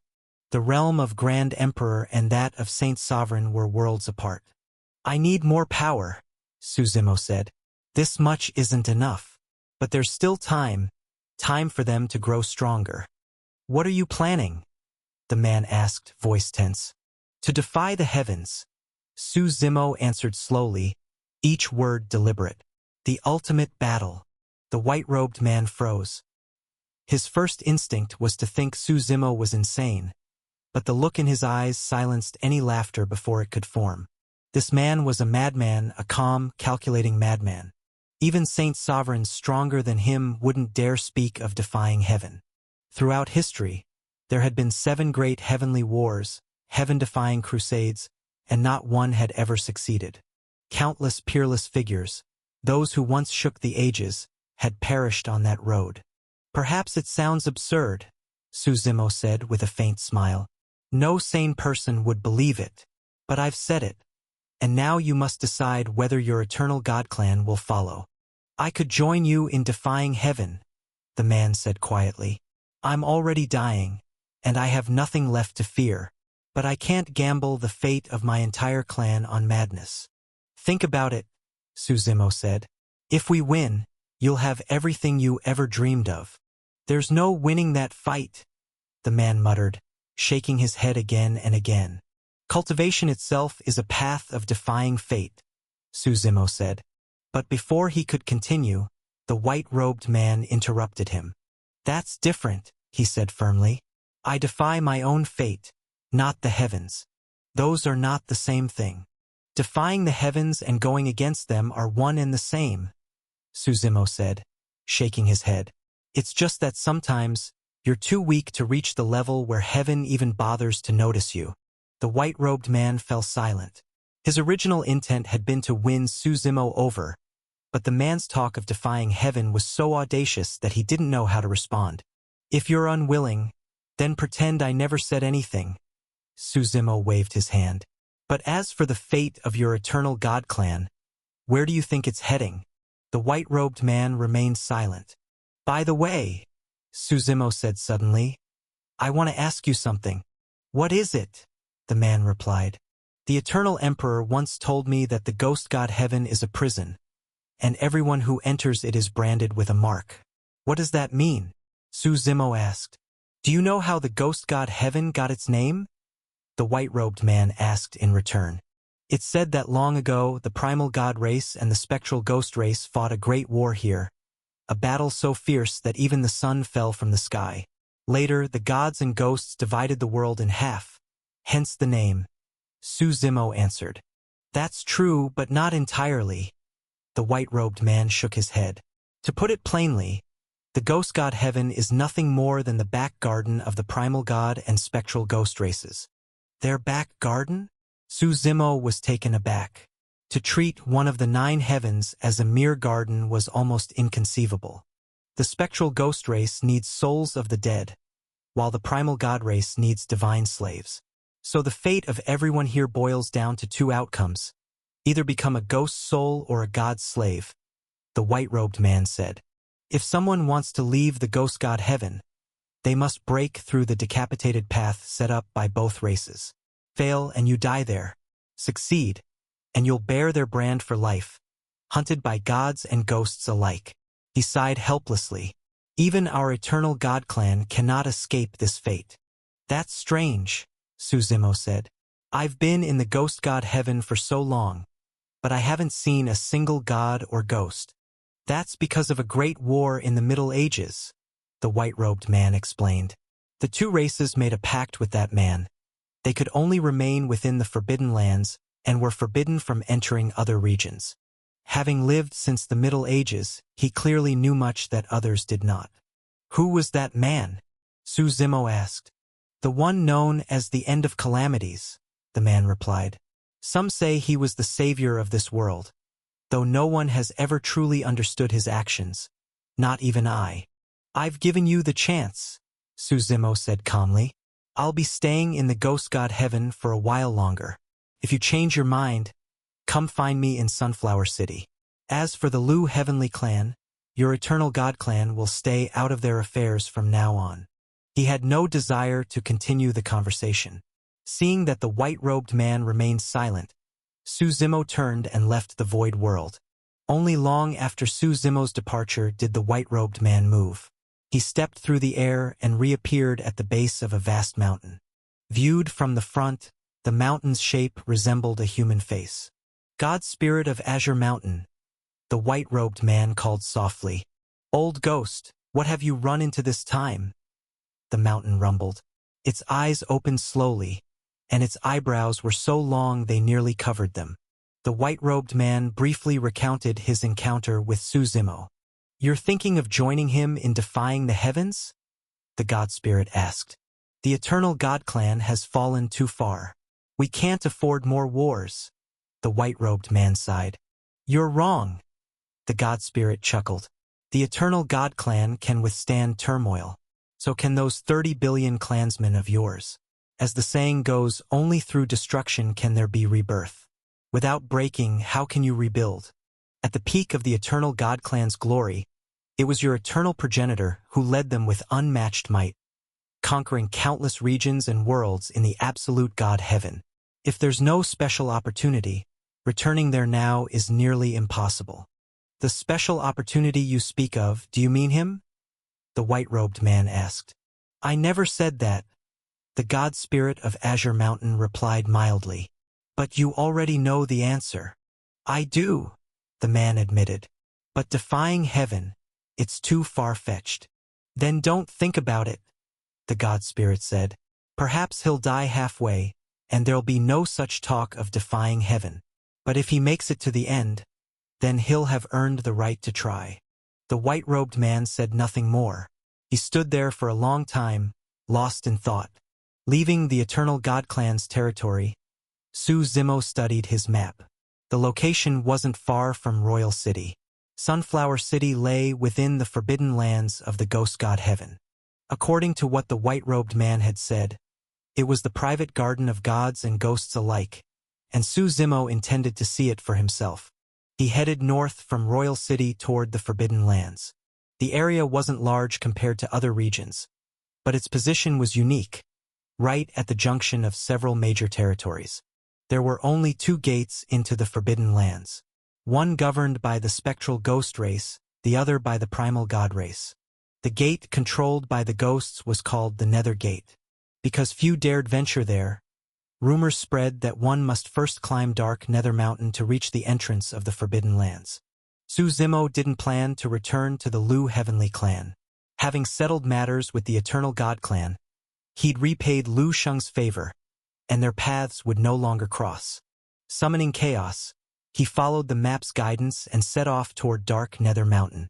Meanwhile, sometime after his departure, the ruins of Royal City were being rebuilt. Then, from the distance, a tide of crimson demonic clouds rolled in, blotting out the sky. People looked up in terror as a figure descended from the evil clouds, each step heavy with dreadful power. It was the Abyssal Tyrant. His gaze swept coldly across the land. With a grasp of his hand, several people were dragged helplessly before him from midair. "Have you seen this man?" the Abyssal Tyrant asked. A glowing image of Su Zimo appeared in the void beside him. The oppressive demonic aura made the captives tremble uncontrollably. One of them stammered, We've seen him. A few days ago, he killed the Eternal Emperor." "Where did he go?" the Abyssal Tyrant asked again.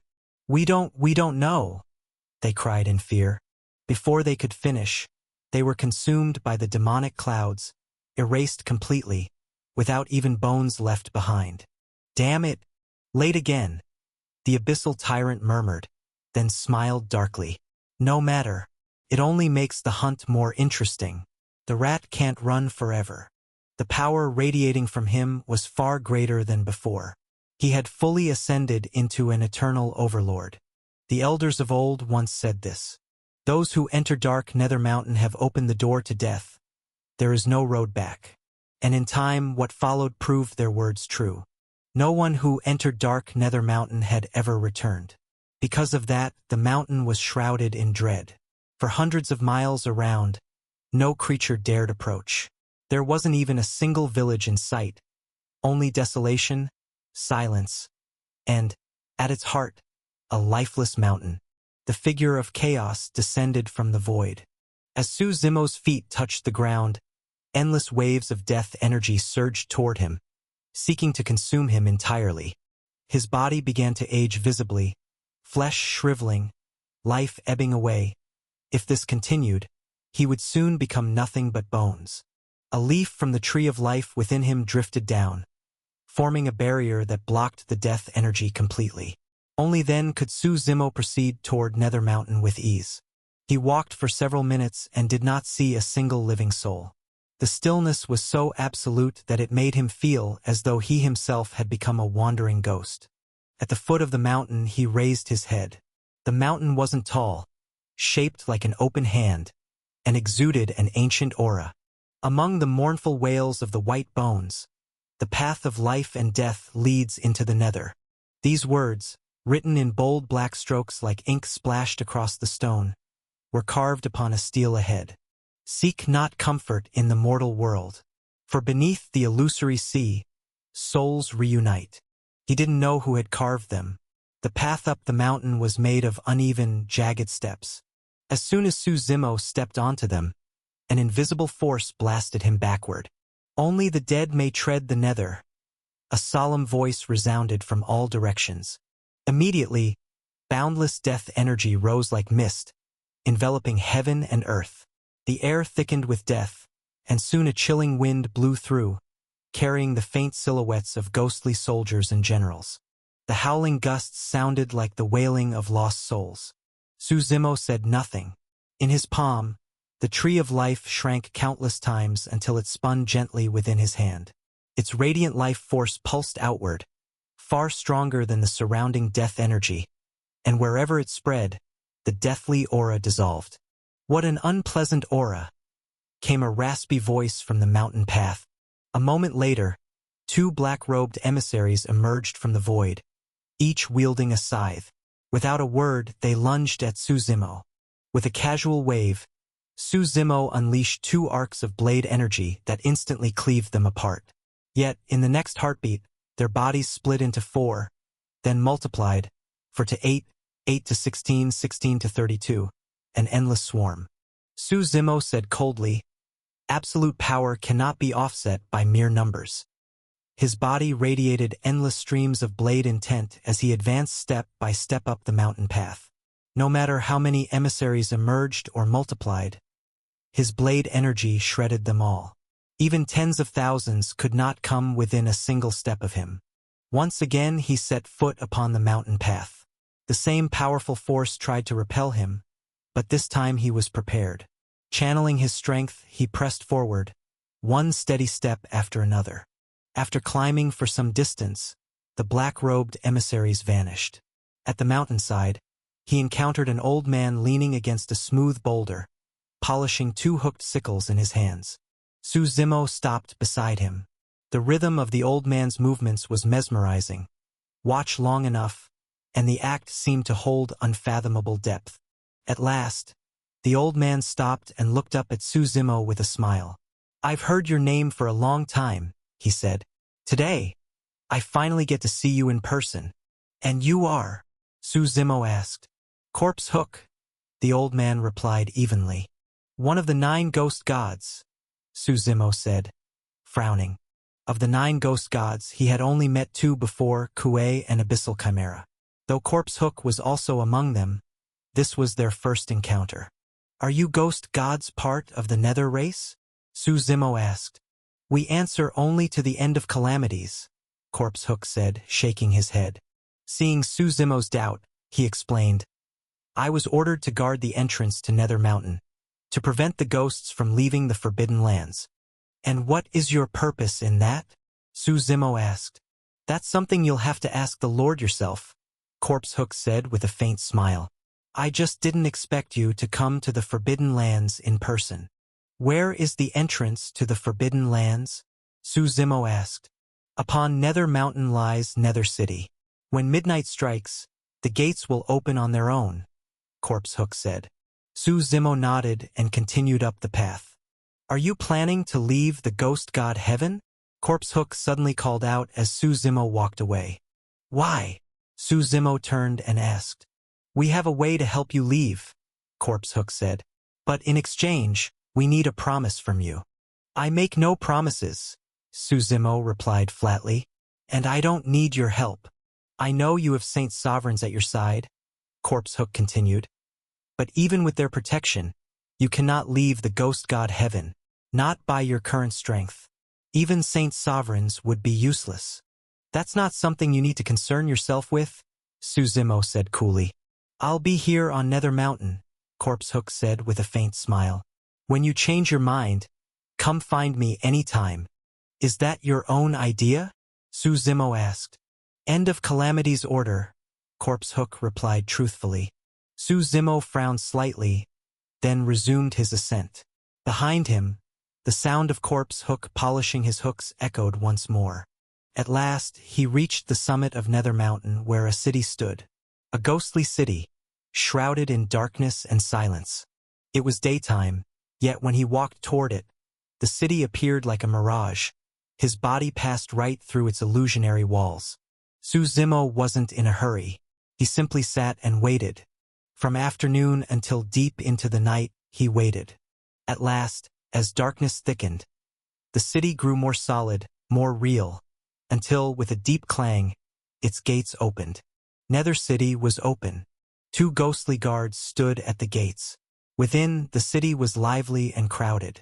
When Suzimo entered, no one tried to stop him. The streets were bustling as though in celebration of a ghost festival. People wore masks and sold items related to the underworld. Picking up where we left off, the great general of the primal god race fought the ghost monarch for hundreds of rounds, but was finally defeated. Hearing the shout, Suzimo turned his head. To his surprise, there was a storyteller in this ghostly city as well. At the gate of a tall building, a crowd had gathered to listen. Suzimo climbed up to the tower and found a seat. But when the others saw him, they quickly backed away, unwilling to sit near him. Old man, that's enough story for today, someone said. We'll come back tomorrow. Bah! How unlucky. Another outsider. So, you understand how difficult this will be, right? Threats and other tricks won't work, unless you have the power to crush them outright. Otherwise, they'll never break precedent for you. Hearing that, Xia Chonglu fell silent. I'm sorry, he said at last. I acted rashly. I didn't intend to clash with the Mirage Tide's heaven for now, Suzimo said. Their true target is Sunflower City. Everything else is meaningless. From now on, you'll follow me and act when I say so. We'll go to the Netherworld eventually, and we'll face them head-on, but not yet. I understand. Xia Chonglu nodded. Suzimo looked up at the sky and said softly, It's almost dawn. Around them, the ghost spirits began to retreat to their shelters. The rule of Nether City was clear. Only ghosts could roam at night. By day, aside from the ghost envoys, no other spirits were allowed to be out. Come with me, Suzimo said, leading Xia Chonglu back to the Flower Granny's lodge. Inside, the blind old woman known as Flower Granny stood at the counter, fingers moving across her abacus. We don't have ghost coins, Suzimo said with a smile. But will this do? He took out the soul rebirth pearl that Xia Chonglu had stolen. The surface of the pearl was uneven, and faint wisps of wandering souls could be seen swirling inside. We'll use this to exchange for ghost coins, Suzimo said. Flower Granny paused, took the pearl, examined it for a while, then handed it back. This pearl contains 7 wandering souls, she said. It belongs to a ghost monarch. The only ghost monarch in this city is the city lord, Corona. Flower Granny chuckled and shook her head. This pearl is far too precious for an old woman like me. But if you want to stay here for the night, you don't necessarily need ghost coins. Just agree to one condition. Name it, Suzimo said. You 2 outsiders, since you came to Nether City, you must be planning to go to the Forbidden Land, aren't you? Seeing that Suzimo didn't deny it, she continued, More than 10 years ago, my son entered the Forbidden Land. He never came back. If you're going there, I'd like you to take something to him. Where is your son now? Suzimo asked. I don't know. Flower Granny shook her head. The Forbidden Land is enormous. If you don't even know where he is, how can we find him? Xia Chonglu couldn't help but ask. You don't need to search for him deliberately, Flower Granny said. If fate allows and you meet him, please give it to him. If not, then forget it. As long as there's even the faintest chance, I won't give up. She sighed. Over the years, many travelers have stayed here. I've asked each one to help me, but my son is still nowhere to be found. All right, we'll do it. Suzimo nodded. Flower Granny nodded slightly. She went behind the counter and took out a small bundle, along with a portrait tucked inside. This is my son, she said.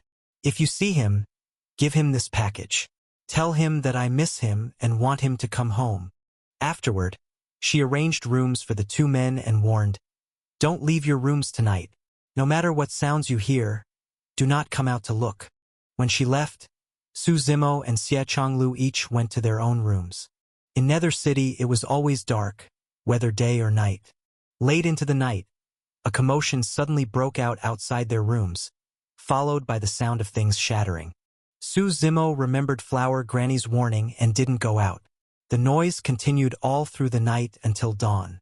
When Suzimo finally stepped outside, he found the first floor of the inn completely wrecked. Flower Granny was bent over, quietly cleaning up the debris. What happened? Xie Chonglu asked, frowning. Nothing new, Flower Granny said, waving a hand dismissively. She clearly didn't want to say more. You're leaving already? We're going to see the city lord, Suzimo said with a nod. After saying their farewells, the two stepped into the streets once more. Nether City had reopened for the night, and the streets were bustling again. That Flower Granny, Xie Chonglu began, hesitating. I know, Suzimo nodded. She's strong. Everyone has their own story, he continued. As long as she's not a threat to us, we'll leave her be. Indeed, Flower Granny's strength surpassed even Xie Chongliu's. If she lived in seclusion here, it was likely for her own reasons. There was no City Lord's mansion in Nether City, but there was a Nether Temple, and that was where the City Lord Corona resided. There were no restrictions on entering. The temple was open for anyone to visit and offer tributes. The City Lord's quite ambitious, Xie Chonglu said with a cold snort, gathering the faith of the masses, just like the Taoists and Buddhists do. Even ghosts follow their own path, Suzimo said. At the level of a saint sovereign, any form of cultivation is precious. Unlike Buddhist temples, the Nether Temple radiated an aura of corruption and decay. Its architecture was black and white, supported by a few massive pillars holding up a wide roof. The main gate was carved with the image of a monstrous figure, two horns, a painted demonic face, and dreadlocked hair. When they entered through the gate, eerie music began to play, strange and intoxicating, enough to lull the mind towards sleep. The temple wasn't large and had no side halls. Straight ahead stood the main shrine. Just as the two stepped inside, there was a loud boom. The temple doors slammed shut on their own. At once, the eerie music grew louder, more chaotic, like the pounding of war drums. The two men looked up. Before them stood the statue of Corona. She held an iron trident in one hand, her gaze solemn and commanding. Her appearance was identical to the image carved on the temple gate. Return this sovereign's soul rebirth pearl. A woman's voice echoed. The statue shimmered and turned into a living form, Corona herself, towering above them. Feeling the immense pressure of her aura, Suzimo turned to Xie Chonglu with an amused look. So, how exactly did you steal her pearl? I disguised myself as a ghost envoy, Xie Chonglu said. I wanted to gather information about the Mirage Tide's heaven. I didn't know she was in the middle of a soul rebirth. It's a complicated process. I'll explain later. Suzimo understood that this wasn't the time for stories. We can return the soul rebirth pearl, Suzimo said. But on one condition. You're not qualified to bargain with me, Corona shouted, her voice thundering. As her fury spread, the entire temple shook violently. In that case, Suzimo said calmly, taking out the pearl, I'll just destroy it. Wait, Corona exclaimed in alarm, quickly stopping him. Oh, so now we can talk, Suzimo said with a smile. Fine, Corona said, frowning. Name your condition. We want to enter the Forbidden Land, Suzimo said. Deal, Corona replied immediately, waving her hand. Give me the Soul Rebirth Pearl, and I'll send you there at once. Suzimo and Xie Chonglu exchanged glances, surprised at how easily Corona had agreed. It was more unexpected than either of them had imagined. What's wrong? Afraid I'll go back on my word. Corona laughed softly. Relax. When Corona, say something, I always make it happen. There's nothing to be afraid of, Suzimo said, tossing the Soul Rebirth Pearl toward her. Even if you did change your mind, it would just mean a bit more effort on our part.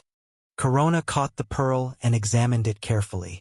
Once she was sure it was intact, she put it away with great care. For a ghost, a Soul Rebirth Pearl held tremendous significance, and she dared not take it lightly.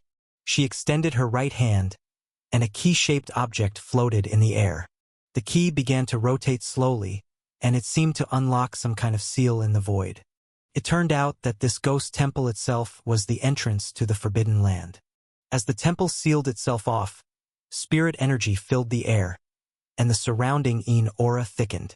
Echoes of wailing and cries of anguish filled the air. At the center of the sound, a gray portal emerged from the void. From within it, countless skeletal hands and broken bones struggled to crawl out, but a powerful suction force dragged them back inside no matter how hard they resisted. Let me out! Let me out! The skeletons whispered weakly. The sight was chilling. Please go ahead, Corona said with a smile. Suzimo stepped through the portal first, and Xie Chonglu followed right after. Corona's smile faded. She waved her right hand, and the floating key returned to her palm. The gray portal vanished. You shouldn't have let them go in, came a raspy, aged voice. From the dark corner of the hall, an old man emerged. He was barely a meter tall and leaned heavily on his cane as he spoke hoarsely. The gods are restless these days. Tensions keep rising between the two sides. If you send them in, I fear. I sent them to the border between the ghost and god races, Corona said calmly. The old man blinked, then chuckled. Ah, clever move. The border is tightly guarded. They won't survive long. Within the Forbidden Land, beneath a vast, unknown mountain, the ground was littered with the corpses of gods and ghosts alike, scattered across the scarred and barren earth. It was the aftermath of a small-scale battle. But no one paid it any mind. Such skirmishes happened daily, and the dead were hardly worth mentioning. The air above them twisted, and Suzimo and Xie Chonglu appeared, landing right atop the battlefield of corpses. So this is the Forbidden Land, Xie Chonglu said, gazing into the distance. Not a single living plant could be seen, only barren mountains and wide plains shrouded in cold, eerie winds. What should we do now? Xie Chonglu asked. The Forbidden Land might not be that vast, but finding a single small city like Sunflower here would be like searching for a needle in the sea. Suzimo nodded. He understood perfectly. Back at the Ghost God Collegium, Lon Canine had given him a map that covered the entire Ghost God Heaven, but there had been almost no details about the Forbidden Land. That made sense. Not just anyone could enter this place, and once they did, getting out was even harder. As far as anyone knew, the Nether City provided entry into the Forbidden Land, but no one had ever returned to tell how to leave it. I might have an idea, Xie Chonglu said. Oh? What idea? Suzimo asked. I have a vial of 100 ghost liquid. Xie Chonglu pulled out a small bottle from his storage ring. Inside was a black liquid, dark yet oddly translucent. If we coat ourselves with this liquid, we can mimic the aura of the spectral ghost race. Anyone below the rank of Ghost Monarch, and even most Ghost Monarchs, won't be able to tell the difference. Only beings stronger than that might notice. He added, I got this in Nether City. It played a big role in helping me steal the Soul Rebirth Pearl. You mean, we'll disguise ourselves as ghosts? Suzimo realized. Exactly. We'll blend in, learn the lay of the land, and take our time from there, Xie Chonglu said. That could work, Suzimo agreed. They stripped the nearby ghost corpses of their armor and clothing and put them on. Then, with a single drop of 100 ghost liquid each, a dark, swirling mist enveloped their bodies. It coiled around them like spectral wind, wrapping them in ghostly aura. Their skin itched, as though a swarm of ants were crawling and biting all over. Su Zimo lifted his gaze toward the north. "The energy there is dense and violent," he said. "That must be where the ghost forces are gathering. Let's go take a look." Following the flow of sinister energy, the two traveled northward. Along the way, they encountered countless lost souls. There were skeletal ghosts clawing their way out of the ground, drifting wraiths hovering in the air, fire-eating flame ghosts, malice fiends, and spirits born of pure resentment. But thanks to the ghostly aura cloaking them, none of these creatures attacked. They merely glanced their way before moving on. "You two, what are you doing here?" A squad of ghost soldiers approached from ahead. Their leader was a wolf spirit ghost, clearly a wolf in life, now twisted into a vicious and terrifying creature. "We're from a patrol unit," Xia Changlu said quickly before Su Zimo could speak. "We were ambushed by the gods and barely escaped alive." He recalled the dead ghosts they'd seen earlier and spun his story from that. The wolf spirit ghost didn't seem suspicious. After all, deaths were commonplace here. The creature gave them a long look before saying flatly, "Since your squad's dead, you'll follow me now. You both seem quick-witted. I'll take you in." "What should we call you, boss?" Xia Changlu asked with a grin. "Our captain is called Hexben," a long-haired ghost beside the wolf spirit said quickly.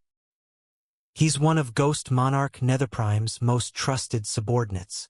"Then we'll follow boss," Xia Changlu said with a smile, exchanging a quick glance with Su Zimo. "Hope you'll look after us." "Good. We're heading to the southern perimeter. Come along," Hexben said. He turned and led the group forward. The rest of the ghost squad followed, Su Zimo and Xia Changlu among them. "Lately the gods have been restless," Hexben said as they marched. "Keep your eyes sharp. If you come across a flower of death, don't even think of keeping it for yourself. All of it goes to the Ghost Monarch." Su Zimo knew that warning was aimed at them, but he said nothing. As they walked, Xia Changlu asked casually, "Boss Hexben, why exactly are the gods fighting us ghosts? Wouldn't it be better to share the forbidden land evenly and keep the peace?" "You don't understand," Hexben said. "These past few years, the number of lost souls and godslaves has dropped sharply. If it keeps on like this—" He suddenly stopped mid-sentence, waved his hand dismissively, and smirked. "No point in telling you more. Just do as you're told." The group continued south for half an hour. The further they went, the more barren the surroundings became. No other spectral ghost race's men could be seen nearby. "Boss Hexben," Xia Changlu said, "aren't we getting close to the gods' territory?" "Stop talking and keep walking," Hexben replied coolly. "You two are lucky to have joined us when you did. There's a good opportunity ahead." "What opportunity?" Xia Changlu asked. Hexben halted and pointed toward a mountain in the distance. "See that spot halfway up the slope?" Though it was far away, Su Zimo could faintly make out something on the bare cliffside, a single purple flower blooming there. He couldn't see it clearly, but he asked, "The flower of death?" "That's right," Hexben said with a grin. "You two just joined us, so here's your chance to prove yourselves. Go pick that flower for me, and you'll be handsomely rewarded." Su Zimo gave a cold laugh. As expected, Hexben had ulterior motives. Recruiting them into his squad was just a ploy to use them as expendable pawns. They were already at the border. The mountain he pointed to likely lay within the god's domain. Crossing it would be extremely dangerous. "What? You refuse?" Hexben frowned, his tone suddenly sharp and icy. Su Zimo smiled without replying, instead scanning the surroundings to check for any other ghost patrols nearby. "I'll leave it to you," he said to Xia Changlu. The ghosts before them weren't strong. Even Hexben, their leader, was only at the Imperial Meridian realm. Xia Changlu snapped his fingers, and countless sword energies burst forth. In an instant, The ghosts fell like wheat under a scythe, every one of them dead where they stood. Only Hexben remained alive, his legs severed beneath him. You're not ghosts?" he gasped in horror. "You're in no position to ask questions," Suzimo said coldly. "You're only allowed to answer them. What do you want?" Hexben stammered, panic rising in his voice. "First question," Suzimo said. "Tell me about the Forbidden Land. You're outsiders, aren't you?" Hexben realized at once. Before he could say more, he screamed in agony. One of his arms had been sliced off, black energy spilling from the wound. "Seems you didn't understand me the first time," Suzimo said calmly. "There are 32 cities in the Forbidden Land," Hexben said quickly, trembling. "The ghosts and gods each control 16. Every city has a ghost monarch stationed there. On the god side, I only know there are 16 god generals and 1 primal god sovereign. As for us ghosts, there are 16 ghost monarchs, and the great ghost god himself." "Do you know of Sunflower City?" Suzimo asked. "Sunflower City?" Hexben shook his head. "None of the 32 cities have that name." "Third question," Suzimo said. "What is the Flower of Death?" "I don't know either," Hexben said frantically. "We only received orders from Ghost Monarch Netherprime to search for them. I swear I don't know why. Please, let me go." Suzimo exchanged a glance with Xie Chonglu. In the next moment, Xie's sword flashed, and Hexben's head rolled to the ground. Suzimo stepped forward, tearing through the air, and reappeared halfway up the mountainside.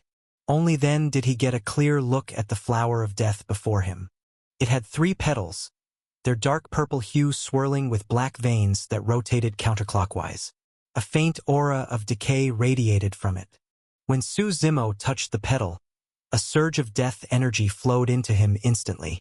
It clashed violently with the energy of the tree of life within his body, the two opposing forces grinding against each other. He plucked the flower and decided to study it later. For now, the priority was to locate Sunflower City. The wood god Jumong's inheritance was far more important. After returning to Xie Chonglu, the two burned and buried the corpses of Hexben's group, then began heading back the way they came. According to Hexben's words, there should be a city somewhere to the north. If they couldn't find any leads there, Suzimo would have to seek answers directly from the ghost god himself. Half an hour later, they arrived at the place where the evil aura was thickest. Before them stood a massive city. Its towering black walls exuded pure malice. The entire city radiated suffocating energy. The dense waves of killing intent rose upward, shrouding the heavens themselves and even obscuring fate's gaze. "What heavy death energy," Xie Chonglu said gravely. "This place is only fit for the dead. If living beings enter, their life force will be drained in no time." "I have a way," Suzimo said calmly. He hadn't expected the city's aura to be this intense, but with the tree of life in his body, he was immune to such corruption.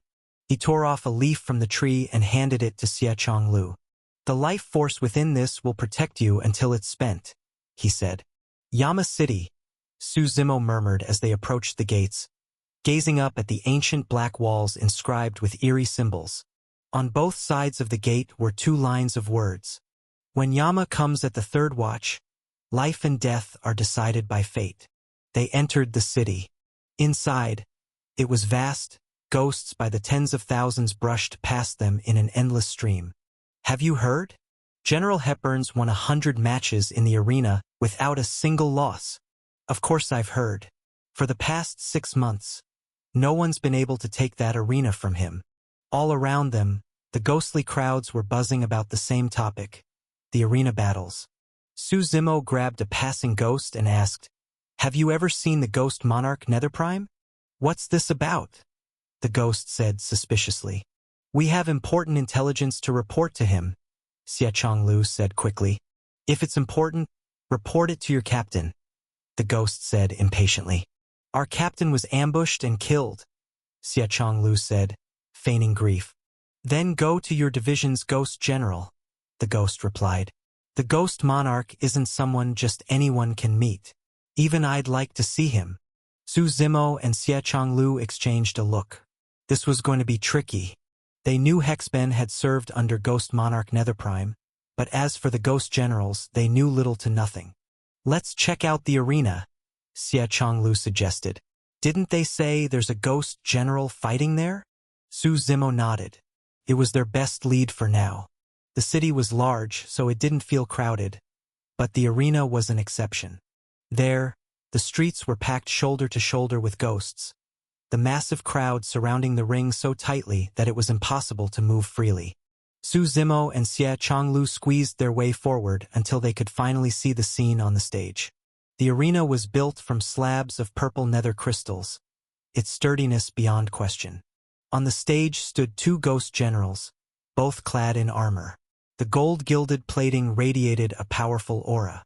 One of them was the long-tongued ghost, and the other the crimson flame ghost. Which one is General Hepburn? Xie Changlu asked someone nearby. A bystander pointed to the long-tongued ghost and explained, "That one there. At this point, unless a ghost monarch personally steps in, no one can defeat him. The next ghost monarch will surely be him." Yeah, another chimed in. "I just wonder how long that crimson flame ghost can last." As soon as he said that, the two on stage began their duel. The crimson flame ghost attacked first. Opening his mouth wide, he spat out a massive fireball. The blazing flames scorched the air itself as they hurtled toward General Hepburn. But Hepburn didn't flinch. As the fireball came close, he clenched his right fist and smashed it forward. A deafening boom rang out, sparks flying everywhere as the fireball was obliterated by his fist wind. The crimson flame ghost's eyes narrowed. His entire body ignited in flames, burning as though self-immolated. The sky-reaching blaze split into countless fireballs, nearly 100 in total, suspended in midair. He spread his arms and slammed his palms together. With another booming roar, the 100 fireballs merged into a linked chain, blazing like miniature suns. The storm of fire descended, pressing down with suffocating intensity. The heat was so fierce that the watching ghosts stepped back instinctively, unable to bear it. Hepburn stood unmoving at the center of the inferno, his armor glowing red under the flames. His long tongue flicked out, bright and slick like fresh blood. It shot out dozens of meters, snaring all the fireballs in one sweeping motion, the sticky tongue coiling them up like silk thread around insects.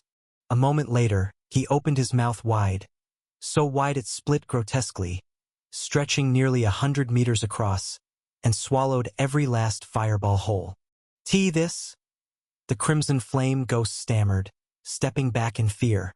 Here, let me return them to you, General Hepburn sneered. He opened his mouth again and spat the fireballs back out. They fused together midair, growing larger and brighter, until they burned like a miniature sun. The massive orb of fire roared as Hepburn's tongue whipped it toward his opponent. Another thunderous explosion echoed through the arena. The fireball shattered, the shockwave sending debris flying. The crimson flame ghost's armor cracked apart completely. He dropped to one knee, his flames dimming, and looked up at Hepburn in terror. "Trash like you dare challenge me?" Hepburn strode forward, raising his foot high. He stomped down hard. The crimson flame ghost howled. It was unclear whether in pain or fury, before passing out cold. Hepburn kicked him off the stage like a broken doll. "Anyone else who wishes to challenge me, come forward," he said, scanning the silent crowd. "But next time, know your worth before you throw away your life." No one spoke. Satisfied, Hepburn stepped off the arena. Su Zimo gave Xie Changlu a subtle signal. They had already agreed on a plan. Whether it would work or not remained to be seen.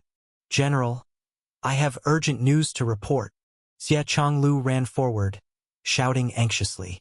"Who are you?" The surrounding ghosts barked, stopping him. "It's about the secret of the Flower of Death." Xie Changlu shouted even louder. "I can only speak to the general himself." Hepburn, who had been about to leave, stopped when he heard those words. His eyes narrowed slightly, and he raised his head. "Let him through," he ordered. Xie Changlu stepped forward. Hepburn studied him closely. Well then, speak. There are too many people here, Xie said cautiously, glancing around. Say it. They wouldn't dare spread my business, Hepburn replied indifferently. We were under Commander Hexben, Xie Chonglu began. Earlier today, while patrolling with him, we accidentally overheard a secret from the primal god race. They found a place filled with flowers of death. Unfortunately, we were discovered. We fought desperately, but Commander Hexben and the others were all killed. Only the two of us managed to escape. Two of you, Hepburn frowned. The other one is here, Xie said, motioning. Su Zimo stepped out from the crowd. Yes, us, Xie continued. We heard the place's name was, Before he could finish, Hepburn interrupted him. You'll tell me in my mansion. He gestured for them to follow. As a ghost general of high standing, especially one as powerful as him, Hepburn naturally had his own residence. They followed him through the busy streets to a large, well-guarded estate. Inside, in the inner hall, a few ghost servants poured tea for them and withdrew. Now speak, Hepburn said. What place? We only caught 2 words, sunflower, Xie replied. Sunflower, Hepburn repeated, frowning again. That's all. We didn't have time to hear more before we were discovered. Xie nodded. How do I know you're not lying to me? Hepburn asked coldly. General, I swear my loyalty to you, Xie said quickly. I don't believe in loyalty, Hepburn replied. I believe in corpses. As he spoke, he raised his hand. Black ghostly energy surged out, coiling around Xie Chongliu's neck. Slowly, it lifted him off the ground. As Hepburn tightened his grip, Xie's face turned pale, his breathing shallow. Just when he was on the verge of death, Hepburn suddenly released him. Xie dropped heavily to the floor, gasping for air. If you had resisted just now, Hepburn said calmly, you both would have died miserably. He turned toward the door and shouted, Guards! A long-tongued ghost entered the hall. Find them a courtyard, Hepburn ordered. Let them rest. He intended to keep them alive for now. He had never heard of sunflower before, and until he found out what it meant, it was best to keep his options open. The meaning of the flower of death was clear enough to him, though if he could obtain another one, his ascension to Ghost Monarch would be all but guaranteed. As the long-tongued ghost led Su Zimo and Xie Chonglu away, Hepburn himself left the mansion and made his way toward the spectral ghost race's historical archives. So, we're basically under house arrest, Su Zimo said with a grin. That's fine, Xie Chonglu replied. The fewer ghosts we meet, the less chance we have of slipping up. Let's just see if that General Hepburn has the ability to find Sunflower City. That would make things easier for us. After arriving at their assigned courtyard, the long-tongued ghost left them alone. Xie Chonglu took out a vial of 100 ghost liquid and dripped some onto both of them to keep their energy from dissipating. It wasn't foolproof, but it helped them blend in. Let's rest for now, Su Zimo said. That General Hepburn will definitely come looking for us again soon. By all logic, Sunflower City, being tied to the legacy of the ancient wood god Jumong, should have been well known. Yet not a single person seemed to have heard of it. That alone was strange. The next several days passed quietly. The two of them stayed in the courtyard, not venturing out for over a week. Then, one morning, General Hepburn arrived with a man cloaked in black. Come with us, Hepburn said without preamble. Where to? Su Zimo asked. You'll see soon enough, Hepburn replied, unwilling to explain further. He and the black-robed man led the way, with Su Zimo and Xie Chonglu following behind as they left the mansion, and even passed beyond the walls of Yama City, heading east. Lord Hepburn, at least tell us where we're going, Xie Chonglu asked. Based on what you told us, Hepburn said with a smirk. We looked into the matter of Sunflower. Would you like to hear what we found? It's quite interesting. I'd be honored to hear it, Xie replied. Sunflower is, in fact, a city, Hepburn said. Su Zimo and Xie exchanged a glance but remained silent. Long ago, this world was home to a divine being, Hepburn continued. The wood god, Jumong. the ancient god who embodies life itself, once lived here. Could it be that Sunflower City is connected to Jumong? Xia said, feigning surprise. When Jumong vanished, the flower of death began to bloom across the forbidden land. What do you think? Hepburn asked suddenly, his tone cryptic. Even Su Zimo was caught off guard. He had only mentioned the flower of death to use Hepburn's resources to locate Sunflower City. But if Sunflower was truly linked to the flower of death, then things were far more complicated than he'd thought.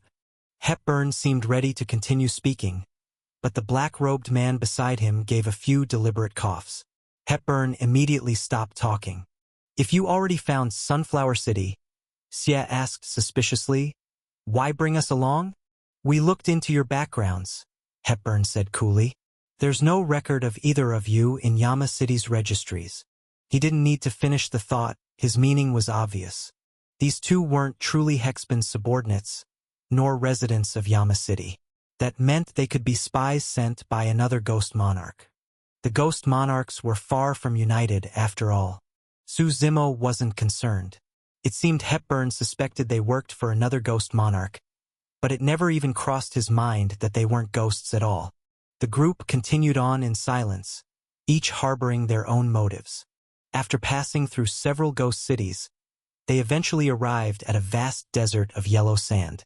There were no signs of ghostly activity here. The place was barren and uninhabited, a borderland shared by both ghosts and gods, but of little use to either side, so neither faction maintained a presence. After walking for some time, the black-robed man suddenly stopped. What is it? Hepburn asked. Show yourself, the man said coldly. You've been tailing us long enough. Since there's no one else around, this is as good a place as any to settle things. Hepburn's expression changed instantly as he scanned the surroundings. The desert wind picked up, whirling into a blinding sandstorm that darkened the sky. From within the storm came the sound of chains scraping against one another. A figure emerged, a man dragging an enormous chained hammer behind him. His arms were wrapped tightly in bandages, his hair sparse, his face gaunt, with a sharp hawk-like nose. Green Celestial, it's you? The black-robed man rasped. Daylight, and you're still hiding under that black robe. Netherprime? What are you afraid of? The man laughed. At that, the black-robed man's identity became obvious. Ghost Monarch Netherprime. Are those two yours? Ghost Monarch Green Celestial asked, glancing at Su Zimo and Xia Chonglu. The black-robed man pulled back his hood, no longer concealing himself. His face was covered in twisting red markings, so dense that they nearly erased his features, a sight that would unsettle even the bravest soul. In his hand, he held a 5-element staff, pulsing with the powers of gold, wood, water, fire, and earth. Where are you headed? Ghost Monarch Green Celestial asked. Nowhere special, Ghost Monarch Netherprime replied calmly. Just wandering. I heard you've been digging into the matter of Sunflower City lately, Ghost Monarch Green Celestial said bluntly, not bothering with pretense. Your information network is impressive, Ghost Monarch Netherprime said with narrowed eyes. The aura from his staff began to surge stronger and stronger. But what I investigate is none of your concern. Oh, it's not my concern, Ghost Monarch Green Celestial said with a smile. But as luck would have it, I've been doing some digging too, and I found some very interesting things. Shall I read them out to you one by one? What do you want? Ghost Monarch Netherprime asked after a short silence. Those two, Ghost Monarch Green Celestial said, pointing at Su Zimo and Xia Chonglu. Let's split them one each. How about it? They're not yours. Ghost Monarch Netherprime frowned. The situation was clearly becoming tangled, and even he couldn't tell how many parties were now involved. Enough talk, Ghost Monarch Green Celestial said impatiently. Yes or no? If you refuse, I'll just take them by force. You can try, Ghost Monarch Netherprime said coldly, lifting his staff. Frost gathered at its tip, and with a single gesture, half the sky froze solid. Come then, Ghost Monarch Green Celestial roared, leaping into the air. The chain hammer flew forward, the hammer and chain separating midair, the hammer hurtling toward Ghost Monarch Netherprime, the chain snapping toward Su Zimo to pull him in. With a thunderous boom, a wave of icy air swept across the desert. The hammer and chain froze mid-flight, encased in thick frost. Ghost Monarch Netherprime grabbed Su Zimo by the shoulder, trying to pull him to his side. Ghost Monarch Green Celestial snorted and gave the chain a sharp jerk. A burst of brute force shattered the ice instantly. Ghost Monarch Netherprime flipped backward, seizing the other end of the chain. The two Ghost Monarchs locked in a deadly tug-of-war, their immense powers colliding in violent bursts. "Let go," Ghost Monarch Green Celestial growled. "This will only end with both of us ruined." "You first," Ghost Monarch Netherprime sneered. Before either could back down, another explosion tore through the air.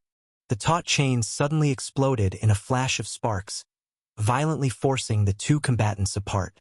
"Demon-slaying hammer," Ghost Monarch Green Celestial shouted coldly. The chain and hammer reconnected, whirling with fierce momentum, slicing through the air as he swung it toward Ghost Monarch Netherprime. The latter's staff pulsed rapidly, forming a golden shield of metal energy in front of him. The demon-slaying hammer smashed against the shield, the shockwave powerful enough to fracture the very air around them. "Nether grip," Ghost Monarch Netherprime extended his other hand. A swirl of dark power roiled within his palm, manifesting the boundless might of the underworld itself. That energy condensed into a spectral claw that lunged at Ghost Monarch Green Celestial. Ghost Monarch Green Celestial wasn't about to back down. His hammer spun faster and faster, forming a tornado of iron and fury, as though countless hammers were battering the heavens. The two devastating forces collided, kicking up a storm that sent waves of yellow sand billowing across the desert, blotting out the sky. Both Ghost Monarchs were blasted backward by the impact. Then, suddenly, a divine light erupted all around them. "Not good! It's the gods!" someone shouted, faces turning pale. Before anyone could react, Su Zimo felt a hand clamp down on his shoulder. A surge of overwhelming power gripped him and pulled him through the fabric of space itself. "The gods are taking him! Stop them!" Both Ghost Monarchs roared when they saw what was happening. They struck at Su Zimo simultaneously. The demon-slaying hammer hurtled forward, its intent to kill rather than capture. Better to destroy him than let the gods take him. But from the void came a cold, disdainful hum. A jade-like hand, shining with divine radiance, appeared out of thin air. A golden explosion erupted before the hammer, blasting it away.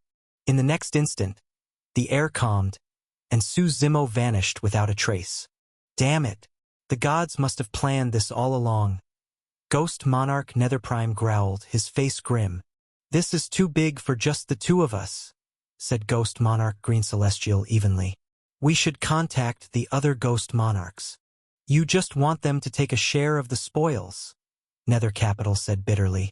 "Don't be greedy," Ghost Monarch Green Celestial warned. "This isn't just about spoils anymore. It's about whether our ghost race or the gods will claim the flowers of death." Hearing that, Nether Capital fell silent for a long moment before finally nodding. Indeed, their strength alone was limited. If the gods sent many of their elite, not only would they fail to obtain the flowers of death, they might lose their lives as well. "What about him?" They both turned to look at the only one left, Xia Chonglu. "Take him with us. He might still be useful," said Ghost Monarch Netherprime. "Until we find the flowers of death, don't kill him." A burst of divine light tore through the air, and after drifting through the void for some time, Su Zimo's body was pulled into a secluded valley. When he opened his eyes, he saw 5 or 6 people standing around him. Each radiated divine power, their eyes sharp and luminous, clad in resplendent golden armor. Su Zimo remained silent, observing them calmly. For men, one woman, the one who had pulled him out, was the woman. "You're much calmer than I expected," the woman said. Su Zimo still didn't speak, only gazing at them with a faint, knowing smile. "You dare act arrogant when you're a prisoner?" One of the men snapped, irritated by Su Zimo's expression. "Boy, if we hadn't saved you, You think those ghosts would have let you live? Can you guarantee I'll live now? Suzimo countered flatly. As long as you cooperate, said another man, apparently their leader. He wore a golden armor with a white cloak draped over his shoulders, his features sharp and commanding. Once our task is done, we'll let you go. Cooperate in what? Suzimo asked. Tell us everything you know, the leader said. They're looking for Sunflower City, Suzimo said calmly. They believe it holds the secret of the flowers of death. Telling the gods wasn't a problem. His only goal was to reach Sunflower City. Who escorted him there didn't matter. And then, the leader pressed. There is no then, Suzimo said with a shrug. We were on our way to Sunflower City when you intercepted us. That matches what we've found. One of the gods murmured, exchanging glances with the others. How's God General Sunmoon's progress? The leader asked. He's already contacting the others. Soon all 16 divine cities will be assembled. Another replied. Good. But don't get complacent, the leader warned. At Sunflower City, there's bound to be a major battle between us and the ghosts. Everyone nodded in agreement. We'll go ahead as scouts, the leader continued, glancing at the lone woman among them. Thousand River, you'll stay behind. Why can't I go? Thousand River protested immediately. We're just scouting, he explained patiently. Too many people will draw attention. Then don't take them either. I don't care. If you won't let me come, I'll sneak along on my own, she said stubbornly. You! The leader sighed deeply. Finally, he relented. Fine. You can come, but you'll follow orders and act only when commanded. Thank you, big brother. Thousand River beamed, her face lighting up. What about this ghost race man? Someone asked, looking towards Suzimo. He's useless now. Let's just kill him. No point dragging him along. Another suggested. Didn't you say you'd let me go if I cooperated? Suzimo asked evenly, unruffled. Brother, let's not kill him, Thousand River interjected quickly. Otherwise, people will say our primal god race doesn't keep its word. Take him to Sunflower City first, the leader decided after a moment's thought. We'll decide his fate there. He took a golden rope from his storage ring, a shimmering cord that floated in the air before wrapping itself tightly around Suzimo, ensuring he couldn't escape. You'd best not try anything, the leader warned him. Two of the divine warriors grabbed Suzimo and led him out of the valley, heading towards Sunflower City. Brother, Thousand River asked curiously along the way. What kind of place is this Sunflower City anyway? How come I've never heard of it? Of course you haven't, the leader said with a chuckle. It's a ruined city, long forgotten for tens of millions of years. If not for a few scattered records in our race's archives, even we wouldn't know it existed. What does that place have to do with the flowers of death? Thousand River asked again. It's said that Sunflower was once the city of life, the leader explained. But one night, all life there vanished without warning, and in its place countless flowers of death bloomed. So, we suspect it may be the birthplace of those flowers. Still, this is only speculation. Until we reach Sunflower City ourselves, we can't be certain of anything. Then why has no one noticed this before? Thousand River asked skeptically. It used to be a ruined city, the leader said with a shake of his head. Some have gone to investigate before, but none ever found anything. We only learned of it this time because of rumors spreading from the spectral ghost race. Otherwise, we would never have thought to look there. Kid, one of the divine warriors said, glancing at Suzimo. If you've got any other information, now's the time to share it. It might increase your chances of staying alive. The group continued onward for a while. As the skies dimmed, they stopped, wary of traveling by night in the ghost god heaven. Each of them carried a tent, and once the camp was set up, everyone crawled inside, except for Suzimo, who was left standing alone outside. What about him? Someone asked. Leave him out there, another replied carelessly. If he's lucky, he'll live till morning. No one wanted to share their tent with him. Space was already cramped enough. He can stay in mine, the leader said evenly. The night wind began to rise, cold and heavy within energy. The divine power within each of them stirred in response. Get inside, the leader said, ducking into the tent first. Inside the modest tent, the two sat facing each other. The leader began meditating, and Su Zimo remained silent.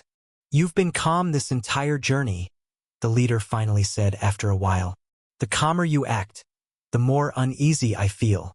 So what are you afraid of? Su Zimo asked lightly. What are you and your people planning? The leader asked directly. Tell me, and I'll let you go. I'm just a nobody, Su Zimo said, shaking his head. The truth was, he remained calm simply because none of them had the power to harm him. I'm curious about something, though, Su Zimo said suddenly. What's that? Why does your race need so many god-slaves? He asked. Why come to the ghost god heaven at all, when you already have the grand, desolate heaven? The leader chuckled. And why does your spectral ghost race come here when you have the Mirage Tides heaven? The same reason. That's what I'm wondering, Su Zimo replied. Then it seems you really are low-ranked among the ghosts if you don't even know that much, the leader said with a faint smile. Let me tell you a story. I'm listening, Su Zimo said. Long ago, so long ago it may have been the primordial era, the 9 heavens experienced a great upheaval. A great upheaval? Su Zimo repeated, frowning slightly. Yes, during that upheaval 8 of the heavens submitted to a certain being. Only the ghost god heaven resisted. And then, Su Zimo asked, that being descended, the leader said gravely. The ghost god heaven was nearly destroyed. 9 heavens almost became 8. It was only because our primal god race and your spectral ghost race pleaded for mercy that it was spared. Perhaps because the night was quiet and he felt unthreatened. The leader spoke openly, sharing secrets most would never hear. The rulers of the ghost god heaven were stripped of their power, he continued. From that point on, the domain has been governed jointly by the gods and ghosts. That arrangement lasted until the ancient era, when an accident occurred. What kind of accident? Su Zimo asked, intrigued. The ancient being revived, the leader said, smiling faintly, and sought to seize the center of authority again. I can't say more, but I can tell you this, whether god-slaves or lost souls, everything being done now is in preparation for the coming war. The coming war? Su Zimo chuckled. You're making it sound mysterious. What war could be so important? You'll understand soon enough, the leader replied with a smirk. If you're still alive when it happens. And just like that, the night passed quietly. The next morning, they resumed their journey northwest. Moving swiftly, they didn't stop for rest or food. Su Zimo noticed as they walked that they left faint glowing marks along their path, likely to keep their bearings. By midday the following day, they arrived at what was supposed to be Sunflower City. But when Su Zimo looked around, he saw nothing but endless desert, barren land and drifting yellow sand. Not even a ruin was in sight. Even the gods began to look uncertain. Where's Sunflower City? Someone asked. Wait, the leader said calmly. Wait for what? When the sand and the sky meet as one, the city will appear, the leader answered. Though confused, the others did as he said and waited. Some scouted the area, but nothing seemed unusual. Then, as they waited, the sky began to darken. From the north, a mass of heavy black clouds rolled in, spreading rapidly across the heavens. What's that? One of the divine warriors asked in alarm. The ghost army, another murmured grimly. They're faster than we expected, the leader said, frowning. He motioned for everyone to hide, and they quickly concealed themselves, eyes fixed on the sky. A vast tide of darkness swept over the desert, tens of thousands of ghost soldiers descending like a storm. The wind howled with their coming, thick with deathly energy. There were so many that the desert seemed to vanish beneath them. 10 billion ghosts, 100 billion, perhaps more. All kinds of specters, spirits, and phantoms filled the air, snarling and roaring as they surrounded the area completely. The divine warriors scarcely dared to breathe. At the head of the army stood the 16 ghost monarchs. Among them, the ghost monarch Green Celestial and ghost monarch Netherprime. With the thunder of 100 billion ghostly soldiers behind them, the silent wasteland suddenly came alive with noise and movement. "Look!" Someone from the divine side whispered. "The desert! It's changing. It's Sunflower City. It's appearing!" Another murmured. All eyes turned toward the center of the plain. There, from deep beneath the sand, a single seed burst upward. The seed sprouted, grew roots, and within moments, became a colossal tree. It soared higher and higher, its crown piercing the heavens. The trunk was thousands of miles wide, its branches stretching endlessly. Each leaf was vast as an ocean, an incomprehensible sight. This enormous tree was the true form of Sunflower City. Now, though it was withered and desolate, its former glory could only be faintly imagined from the remnants of its structure. The city was crumbling, the giant tree decaying, a scene of ruin and sorrow. "Enter," one of the ghost monarchs commanded. At his order, the ghost army surged forward like a tidal wave, streaming up along the tree's trunk and disappearing into the ancient city above.